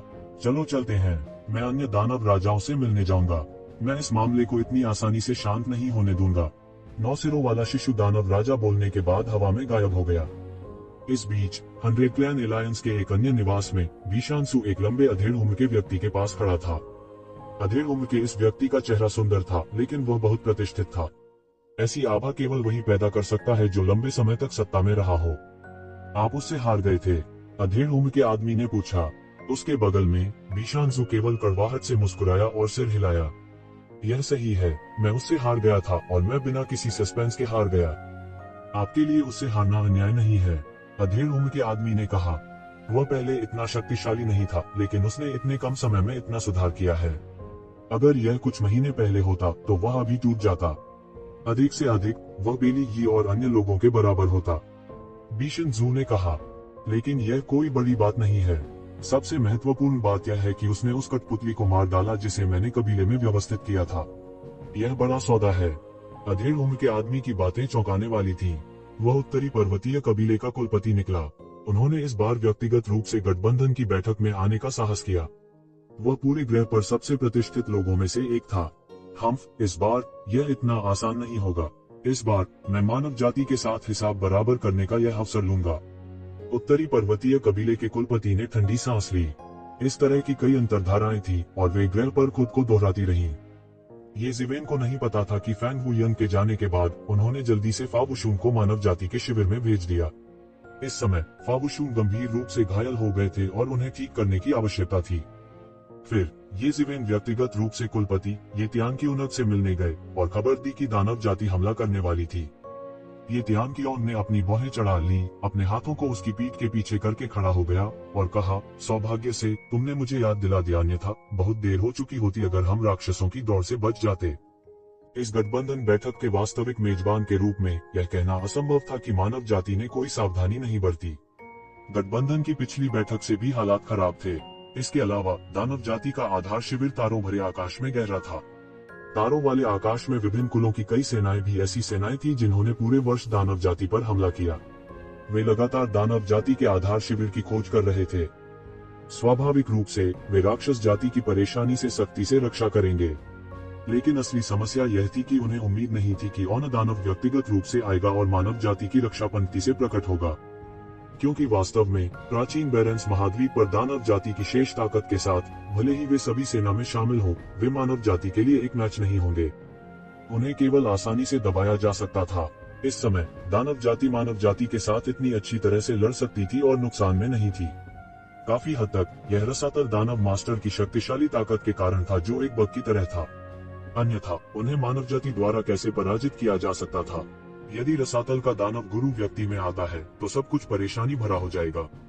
अगर यह वैसा ही है जैसा आपने कहा तो ठीक है, अगर यह सिर्फ एक आध्यात्मिक अवतार है, ये तियान क्योंग ने कहा। अगर यह उसका असली शरीर है तो मुझे डर है कि पूरा ग्रह नष्ट हो जाएगा। एबिस दानव मास्टर में ऐसी क्षमता है। अगर रसातल दानव मास्टर यहाँ दिखाई देते हैं तो रॉयल कोर्ट के बाहर रक्षा की पंक्ति शायद पकड़ में न आए, ये जिवेन ने कहा। रसातल दानव मास्टर के समर्थन के बिना दानव जाति एक भी वार का सामना नहीं कर पाएगी। आप उसे बहुत कम आंक रहे हैं, उसके लिए ये बिल्कुल भी महत्वपूर्ण नहीं है। वह अकेला ही पूरी मानव जाति की रक्षा की रेखा को पार कर सकता है। उसे बिल्कुल परवाह नहीं है, ये तियान कियोन ने कहा। उसके लहजे में दुख का स्वर था। उनके लिए एक राक्षस द्वारा इस तरह की स्थिति में लाया जाना एक बड़ा अपमान था। उस स्तर पर उसके अधीनस्थों की संख्या बिल्कुल भी मायने नहीं रखती थी। यक्षिवेन ने इसके बारे में सोचा और सहमत हो गई। यदि उसके विरोधी सभी उत्कृष्ट क्षेत्र या कानून घोषणा क्षेत्र में थे तो इससे कोई फर्क नहीं पड़ता कि कितने थे। जब तक उसके पास कुछ शक्तिशाली मार्शल उपकरण नहीं थे, वह अकेले ही रक्षा की रेखा को तोड़ सकता था। हालांकि यह सादृश्य सही नहीं था। रसातल दानव मास्टर की ताकत के साथ यह इस सादृश्य से बहुत अलग नहीं था। यदि यह मानव जाति की गहरी नींव और मानव राजा द्वारा पीछे छोड़े गए कुछ खजानों के लिए नहीं होता, तो वे रसातल दानव मास्टर को नियंत्रित करने में सक्षम नहीं हो सकते थे। तो यह ठीक है अगर यह सिर्फ एक अवतार है, हालांकि अगर यह उसका असली शरीर है तो यह हमारे लिए एक भयानक आपदा होगी। ये त्यानकियोनब ने भौहें चढ़ाते हुए कहा, अब हमें कोई ऐसा भी नहीं मिल रहा है जो प्राचीन उजाड़ में उसे नियंत्रित कर सके। फिर चलो इसे जल्दी खत्म करो, ये जिवेन ने कहा। नहीं, अगर हम अभी चले जाते हैं तो हम रसातल दानव मास्टर से बच सकते हैं, हालांकि हमारी मानव जाति अन्य जातियों के लिए उपहास का पात्र भी बनेगी। क्या हम अभी भी भविष्य में उनके सामने अपना सिर उठा सकते हैं? ये त्यानकियोन ने अपना सिर हिलाते हुए कहा। अब अन्य जातियां हमें एक मजाक बनते देखने के लिए इंतजार कर रही हैं। हम उन्हें अपने तरीके से कैसे जाने दे सकते हैं? इसके अलावा मैं आपको बता सकता हूं कि मानव जाति के लिए अकेले इन राक्षसों का विरोध करना बहुत कठिन होगा। इसलिए हमें अन्य जातियों को आकर्षित करने का तरीका खोजना होगा। जब तक हम इस लक्ष्य को प्राप्त कर सकते हैं तब तक कोई फर्क नहीं पड़ता, भले ही हम सब अपना बलिदान कर दें। उद्धरण चिन्ह। ये त्यानकियोन का लहजा बेहद दृढ़ था। इससे यक्षिवन को झटका लगा क्योंकि उसने एक संभावना के बारे में सोचा। उसने तुरंत ये त्यानकियोन को झटके से देखा। हाँ, यह वही है जो आप सोच रहे हैं, ये त्यानकियोन ने अपने दांत पीसते हुए कहा। हालांकि आपको इस मामले के बारे में चिंता करने की जरूरत नहीं है।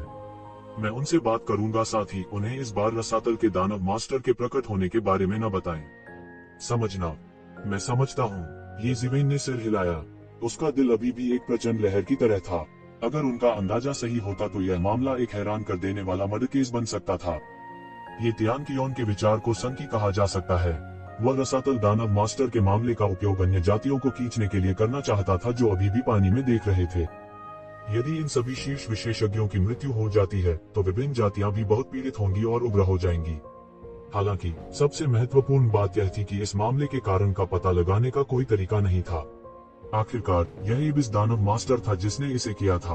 पहले तो यह कहा जा सकता था कि वे बस किनारे से देख रहे थे, हालांकि अंत में उनके पास कार्रवाई करने के अलावा कोई विकल्प नहीं था। हालांकि साथ ही इस क्षेत्र में मानव जाति के कई विशेषज्ञ भी थे। अगर उन्होंने वास्तव में रसातल के दानव मास्टर को यहाँ कहर बर पाने तो अंत में मानव जाति को बहुत नुकसान होगा। केवल एक समान गंभीर नुकसान ही अन्य समूहों के संदेह को दूर कर सकता है। यह ठीक इसी वजह से था कि वह भी हैरान हुए बिना नहीं रह सका। अगर इस विचार को व्यवहार में लाया गया तो निश्चित रूप से यह एक चौंकाने वाली योजना होगी। आपको इस मामले में चिंता करने की जरूरत नहीं है। वैसे भी अंत में आपको फंसाया नहीं जाएगा। अब आपको 3 दिनों में फैंग वू यंग के साथ युद्ध की तैयारी करने की आवश्यकता है। आपको यह लड़ाई जीतनी होगी। मूल रूप से हमने फाबुशून को लड़ने देने की योजना बनाई थी, लेकिन अब जब वह गंभीर रूप से घायल हो गए हैं तो यह भारी जिम्मेदारी केवल आपके हाथों में आ सकती है। अब यहाँ की युवा पीढ़ी के विशेषज्ञों में केवल आप में ही यह क्षमता है। ये क्यूओंग ने ये जिवेन की ओर देखा। अगर ऐसा पहले होता तो उसे नहीं लगता था कि एक शिवेन में फैंग वुयंग को हराने की ताकत थी। हालांकि पिछली लड़ाई के बाद उन्होंने अपनी आंखों से देखा कि बेली यी और अन्य सभी उनकी पीढ़ी के युवा कुलीन थे। वे सभी अपनी पीढ़ी के व्यक्ति माने जाते थे, लेकिन अंत में वे ये जिवेन द्वारा वापस लड़ने का कोई मौका दिए बिना ही हार गए। इसलिए वह चाहता था कि एक शिवेन लड़े। इस समय मानव जाति अपना आत्मविश्वास नहीं खो सकती थी। मैं समझ गया, मैं अच्छी तैयारी करूंगा, ये जिवेन ने कहा। ये जिवेन के ये त्यानकियोन को अलविदा कहने के बाद वह तुरंत अपने निवास पर लौट आया। इस बार स्थिति उसकी कल्पना से कहीं अधिक जटिल थी। भले ही रसातल दानव भगवान का असली शरीर उतर जाए, मानव जाति इस समय पीछे नहीं हट सकती, एक कदम भी नहीं। हर दौड़ मजाक देखने के लिए इंतजार कर रही थी। इस समय जितना अधिक था उतना ही उन्हें इसका सामना करना पड़ा। यदि यह रसातल दानव भगवान के अवतरण का सिर्फ एक अवतार था तो चिंता की कोई बात नहीं थी। हालांकि वह एक किंग डिवीजन एबिस दानव लॉर्ड था। इस ग्रह पर इस स्तर के कई विशेषज्ञ थे। सिर्फ ये त्यानकियोंग ही इस स्तर का एक भयानक विशेषज्ञ था। यदि यह सिर्फ एक अवतरण होता तो यह कोई लहर पैदा करने में सक्षम नहीं होता। वे जिस चीज से सबसे ज्यादा डरते थे वह थी उसका असली शरीर उतरना। अगर ऐसा होता तो निश्चित ही अनर्थ हो जाता। ये जिवेन ने मूल रूप से वुशुंग जाने की योजना बनाई थी, लेकिन उन्हें बताया गया कि उन्हें प्राचीन बैरेंस में वापस भेज दिया गया है। क्योंकि उसकी चोटें बहुत गंभीर थी, वह इसमें और देरी नहीं कर सकता था। हालांकि ये जिवेन का दिल थोड़ा धुंधला सा था। जिस तरह ये जिवेन कुछ दिनों में युद्ध की तैयारी कर रही थी, बाहरी दुनिया उसके बारे में एक गर्म अवस्था में थी। इस अवधि के दौरान कहा जा सकता है कि फैंग वोयंग एक झटके में प्रसिद्ध हो गए। उन्होंने प्राचीन बेरेंस में अपने लिए एक नाम बनाया। पहले तो कई लोग उससे बहुत असंतुष्ट थे, लेकिन अंत में वे सभी उससे हार गए। यहाँ तक कि प्रारंभिक अवस्था के प्रसिद्ध आकाशीय क्षेत्र के कुछ विशेषज्ञ भी कोई अपवाद नहीं थे। हालांकि ये जिवेन भी बुरी नहीं थी। उन्होंने चौंकाने वाली ताकत का प्रदर्शन करते हुए बेली ही और अन्य को आसानी से हरा दिया। जल्द ही वे दोनों असली के लिए लड़ेंगे। आपको क्या लगता है कि कौन जीतेगा? मैं अभी भी फैंग वोयंग के बारे में आशान्वित हूँ। आखिरकार वह फीनिक्स कबीले से है और उसका खानदान अच्छा है। इसके अलावा उसके पास कई गुप्त तकनीकें हैं। हालांकि मुझे नहीं पता कि ये जिवेन का किस तरह का संयोग था जिसने उसकी युद्ध शक्ति को इतना शक्तिशाली बना दिया। वह दिव्य लोक में भी नहीं है। यह पहले से ही आश्चर्यजनक है कि वह बेली ही और अन्य को हरा सके। उसके लिए फैंग वोयंग से लड़ना अभी भी बहुत मुश्किल है। मुझे ऐसा नहीं लगता। इस ये जिवेन ने अपने पदार्पण के बाद से हमेशा ऐसी अप्रत्याशित चीजें की हैं। ठीक इंपीरियल कोर्ट प्रतियोगिता की तरह उसने अप्रत्याशित रूप से सभी को एक झटके में हरा दिया और चैंपियनशिप जीत ली। मुझे ऐसा नहीं लगता। वही कैसे हो सकता है? इंपीरियल कोर्ट प्रतियोगिता में वे सीधे नहीं लड़े थे, लेकिन इस बार वह सीधे फैंग वोयंग से लड़ने जा रहे हैं। कोई फर्क नहीं पड़ता कि उसकी पिछली उपलब्धियां कितनी शानदार हैं। मुझे डर है कि वह उसका मैच नहीं है। उद्धरण चिन्ह। इन दोनों की लड़ाई के नतीजे को लेकर हर किसी के अपने अपने कयास थे। ये लोग अपनी अपनी सेना के नेता थे, इसलिए उनकी अटकलों के लिए उनका अपना आधार था। इस मामले ने काफी देर तक हंगामा किया था। हालांकि इससे पहले युवा पीढ़ी के विशेषज्ञों के बीच कई झगड़े हुए थे, लेकिन उनमें से किसी ने भी इतना ध्यान आकर्षित नहीं किया था जितना कि ये जिवेन और फैंग वोयंग के बीच की लड़ाई ने किया था। यह ऐसा था जैसे बाकी सब कुछ अचानक गायब हो गया था और दुनिया में बस यही एक चीज बची थी। और चर्चा के बीच में 3 दिन पलक झपकते ही बीत गए, जैसे कोई सफेद घोड़ा बिना किसी आवाज के एक दरार से चमकता हो। पर्वत श्रृंखला में जहां वे दोनों एक दूसरे पर वार करने वाले थे, अनगिनत विशेषज्ञ पहले से ही वहां पहुंच गए। आध्यात्मिक चेतना की धाराओं ने संपूर्ण पर्वत श्रृंखला को आच्छादित कर लिया। हालांकि ये विशेषज्ञ अभी भी अपेक्षाकृत दूर थे। वे अपनी दिव्य इंद्रियों का उपयोग युद्ध के मैदान को पूरी तरह से देखने के लिए कर सकते थे। दृश्य मौन था, लेकिन पूरे शून्य में अनगिनत दिव्य इंद्रियों का संचार हो रहा था और यह बहुत जीवंत था। अचानक एक आकृति शून्य से गुजरी और सभी की नजर उस पर पड़ी। यह फैंग वोयंग के अलावा और कौन हो सकता है? इस समय उन्होंने फैंग वोयंग को एक उग्रबागे में देखा। उनके शरीर में एक तेज गति थी और वे आकाश से नीचे उतरे जैसे कोई सम्राट दुनिया में उतर रहा हो। वह पहाड़ की चोटी पर चुपचाप खड़ा था, उसकी आंखें दूर की ओर देख रही थीं। कोई नहीं जानता था कि वह क्या देख रहा था, लेकिन हर कोई जानता था कि वह आज की चुनौती के दूसरे नायक ये जिवेन के सामने आने का इंतजार कर रहा था। मानव जाति की इस अनुपम प्रतिभा की पिछले 3 दिनों से प्रशंसा हो रही थी। 10 साल पहले एक शानदार उपलब्धि के बाद उसने पिछले 10 वर्षों में कोई प्रगति नहीं की, लेकिन 10 साल बाद वह और भी अत्याचारी हो गया। इस समय बीशान जू ने फैंग वोयंग को दूर से देखा और वह अपनी बाहें चढ़ाए बिना नहीं रह सका और बोला, वह बहुत मजबूत है, मैं शायद उसका मुकाबला नहीं कर सकता। पहले उसके लिए फीनिक्स संप्रदाय से निपटना बहुत कठिन था। हालांकि प्रशिक्षण की इस अवधि के बाद उनका मानना कि उन्हें फीनिक्स संप्रदाय से कम नहीं होना चाहिए, लेकिन जब उन्होंने फैंग वोयंग की गति को फिर से देखा तो उन्हें लगा कि उनका कोई मुकाबला नहीं है। फैंग वोयंग बस शून्य में चुपचाप खड़ा था, लेकिन उसका पूरा शरीर ग्रेट वे की सांस लेने में एकीकृत लग रहा था और वह चुप था। हालांकि जब उसने अपनी आंखें खोली तो उसने फिर से अद्वितीय दबंग व्यक्ति को देखा। वह जानता था कि यह कुछ ऐसा था जिसे केवल महान मार्ग को अत्यंत गहन स्तर तक समझकर ही प्राप्त किया जा सकता था, या कम से कम वह इस समय ऐसा नहीं कर सकता था।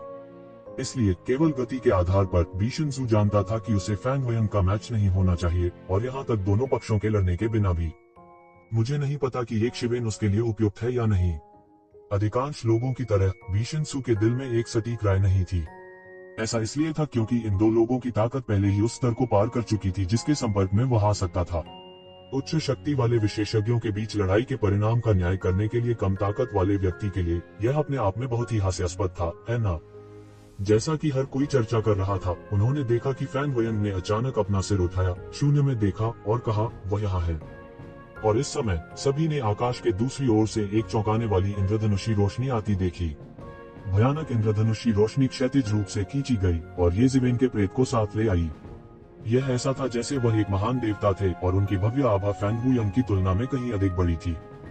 वास्तव में कुछ दुष्ट काश्तकारों के पुराने पूर्वज ये शिवेन की गति को देखकर ही दंग रह गए थे। यद्यपि वह दिव्य क्षेत्र में नहीं पहुंचा था, उसके पास एक भयानक गति और ताकत थी जो सामान्य दिव्य क्षेत्र के विशेषज्ञों से कहीं अधिक थी। इस समय येजिवेन दुनिया में एकमात्र सच्चे भगवान की तरह था और पूरी दुनिया एक पल में गायब हो गई, केवल येजिवेन को छोड़कर। वह संपूर्ण विश्व के निर्माण के देवता थे। उनकी गति से पुरानी पीढ़ी के कई विशेषज्ञ दंग रह गए। इतना मजबूत, क्या यही उसकी असली ताकत है? बीशन जू हॉनफने से खुद को रोक नहीं सका, उसकी आंखें सदमे से भर गईं। हालांकि उसने येजिवेन की ताकत को कम करके आंका था, लेकिन इस समय येजिवेन ने जो भयानक ताकत दिखाई थी, वह पहले ही उस ताकत को पार कर चुकी थी जो उसने बेली और अन्य लोगों की देखभाल करते समय प्रदर्शित की थी, और यह केवल थोड़ा सा भी मजबूत नहीं था। जो लोग मूल रूप से येजिवेन के बारे में अच्छा नहीं सोचते थे, उन्होंने भी इस समय सामूहिक रूप से अपना मुंह बंद कर लिया। ये शिवेन की मुद्रा से पूरी तरह से हैरान थे, जो एक दिव्य प्राणी की तरह थी। ये शिवेन ने फैंग वयंग को उदासीनता से देखा। प्रकट होते ही उसने इस तरह की चौंकाने वाली मुद्रा का इस्तेमाल इसलिए किया क्योंकि वह फैंग वयंग को पसंद करने लगा था। फैंग वयंग की ताकत ने उन्हें कुछ हद तक भयभीत भी कर दिया था, इसलिए उन्होंने पूरी ताकत लगाने का फैसला किया और फैंग वयंग को उसका फायदा उठाने का कोई मौका नहीं दिया। येजिवेन की विशाल गति फैंग वयंग पर उतरी, लेकिन फैंग वयंग केवल ठंड से मुस्कुराए और कहा, तुम सिर्फ झांसा दे रहे हो। जैसा कि उसने कहा, उसके शरीर से एक और भी अधिक शक्तिशाली संवेग फूट पड़ा, सीधे येजिवेन की अवरोही गति को टुकड़ों में तोड़ दिया। फूश फूश, एक भयानक वायु प्रवाह बह गया और दोनों के बीच संवेग की टक्कर ने सीधे एक विशाल वायु प्रवाह पैदा किया जिसने आकाश को भर दिया। तो इतना मजबूत, इस दृश्य को देखकर सभी अवाक रह गए। यह केवल गति का टकराव था, लेकिन इसने पहले ही दिव्य क्षेत्र के 9वें स्वर्ग में कई विशेषज्ञों को स्थिर रूप से खड़े होने में असमर्थ होने का कारण बना दिया था। यदि यह जारी रहा तो वास्तविक युद्ध की शक्ति इतनी भयानक होगी कि यह केवल अकल्पनीय था। येजिवेन की कुचलने वाली गति को तुरंत टुकड़ों में तोड़ दिया गया था और फिर फैंग वयंग के शरीर पर झुलसा देने वाली गति येजिवेन के शरीर पर लौ की गेंद की तरह गिर गई, जैसे कि यह सब कुछ जिंदा निगलने वाला हो। येजिवेन का हाथ लंबी तलवार पर था और उसका फिगर अतुलनीय रूप से सीधा था। इस चिलचिलाती गति के सामने उसकी अभिव्यक्ति में जरा सा भी बदलाव नहीं था, जैसे कि वह एक चिलचिलाती गर्म गति का सामना कर रहा हो। उसका पूरा शरीर सीधा खड़ा था, एक लंबे भाले की तरह आकाश में उड़ता हुआ। एक पल में एक भयानक शक्ति सीधे बह गई और उसके शरीर से एक उड़ती हुई तलवार की गति बढ़ गई, जो सीधे हवा में इस अतुलनीय झुलसाने वाली गति को काट रही थी, सीधे आकाश में उड़ रही थी। फिर वह अतुलनीय रूप से झुलसाने वाली आभा सीधे अलग हो गई और फिर ये शिवेन के शरीर के दोनों ओर गिर गई। यह एक प्रचंड लहर की तरह था जो सीधे आकाश में हवा को जला रही थी। दोनों के बीच आदान प्रदान लगभग एक पल में पूरा हो गया था। संवेग का इस प्रकार का टकराव दोनों पक्षों के विश्वास की और भी अधिक परीक्षा थी। वहां का नजारा देख हर कोई दंग रह गया। यह केवल संवेग का टकराव था, एक दूसरे की ताकत का परीक्षण करना, और यह पहले से ही इतना तीव्र था। इससे भीड़ और भी उत्साहित हो गई। यहाँ तक उन बड़े शॉट्स में भी दिलचस्पी थी जो साइड में छिपे हुए थे। भले ही यह येजिवेन हो या फैंग वयंग, चूंकि वे पहले ही दिव्य क्षेत्र में पहुंच चुके थे, ताकत का यह स्तर अब ऐसा स्तर नहीं था जिसे लापरवाही से नजरअंदाज किया जा सकता था। भले ही यह केवल प्रारंभिक आकाशीय क्षेत्र था, फिर भी यह एक ऐसा आंकड़ा था जो पूरे प्राचीन बेरेंस महाद्वीप के अधिपति स्तर को प्रभावित कर सकता था। यह दिव्य क्षेत्र की इच्छा शक्ति की लड़ाई है। नहीं, मुझे डर है कि साधारण दिव्य क्षेत्र के विशेषज्ञ भी इतने मजबूत नहीं हैं। भीड़ में से किसी ने कहा। फैंग वयंग ने केवल ये शिवेन पर एक नजर डाली। इस बार उसने कुछ नहीं कहा और तुरंत एक उग्र लाल आकृति को फाड़ दिया। उन्होंने सीधा हमला बोला।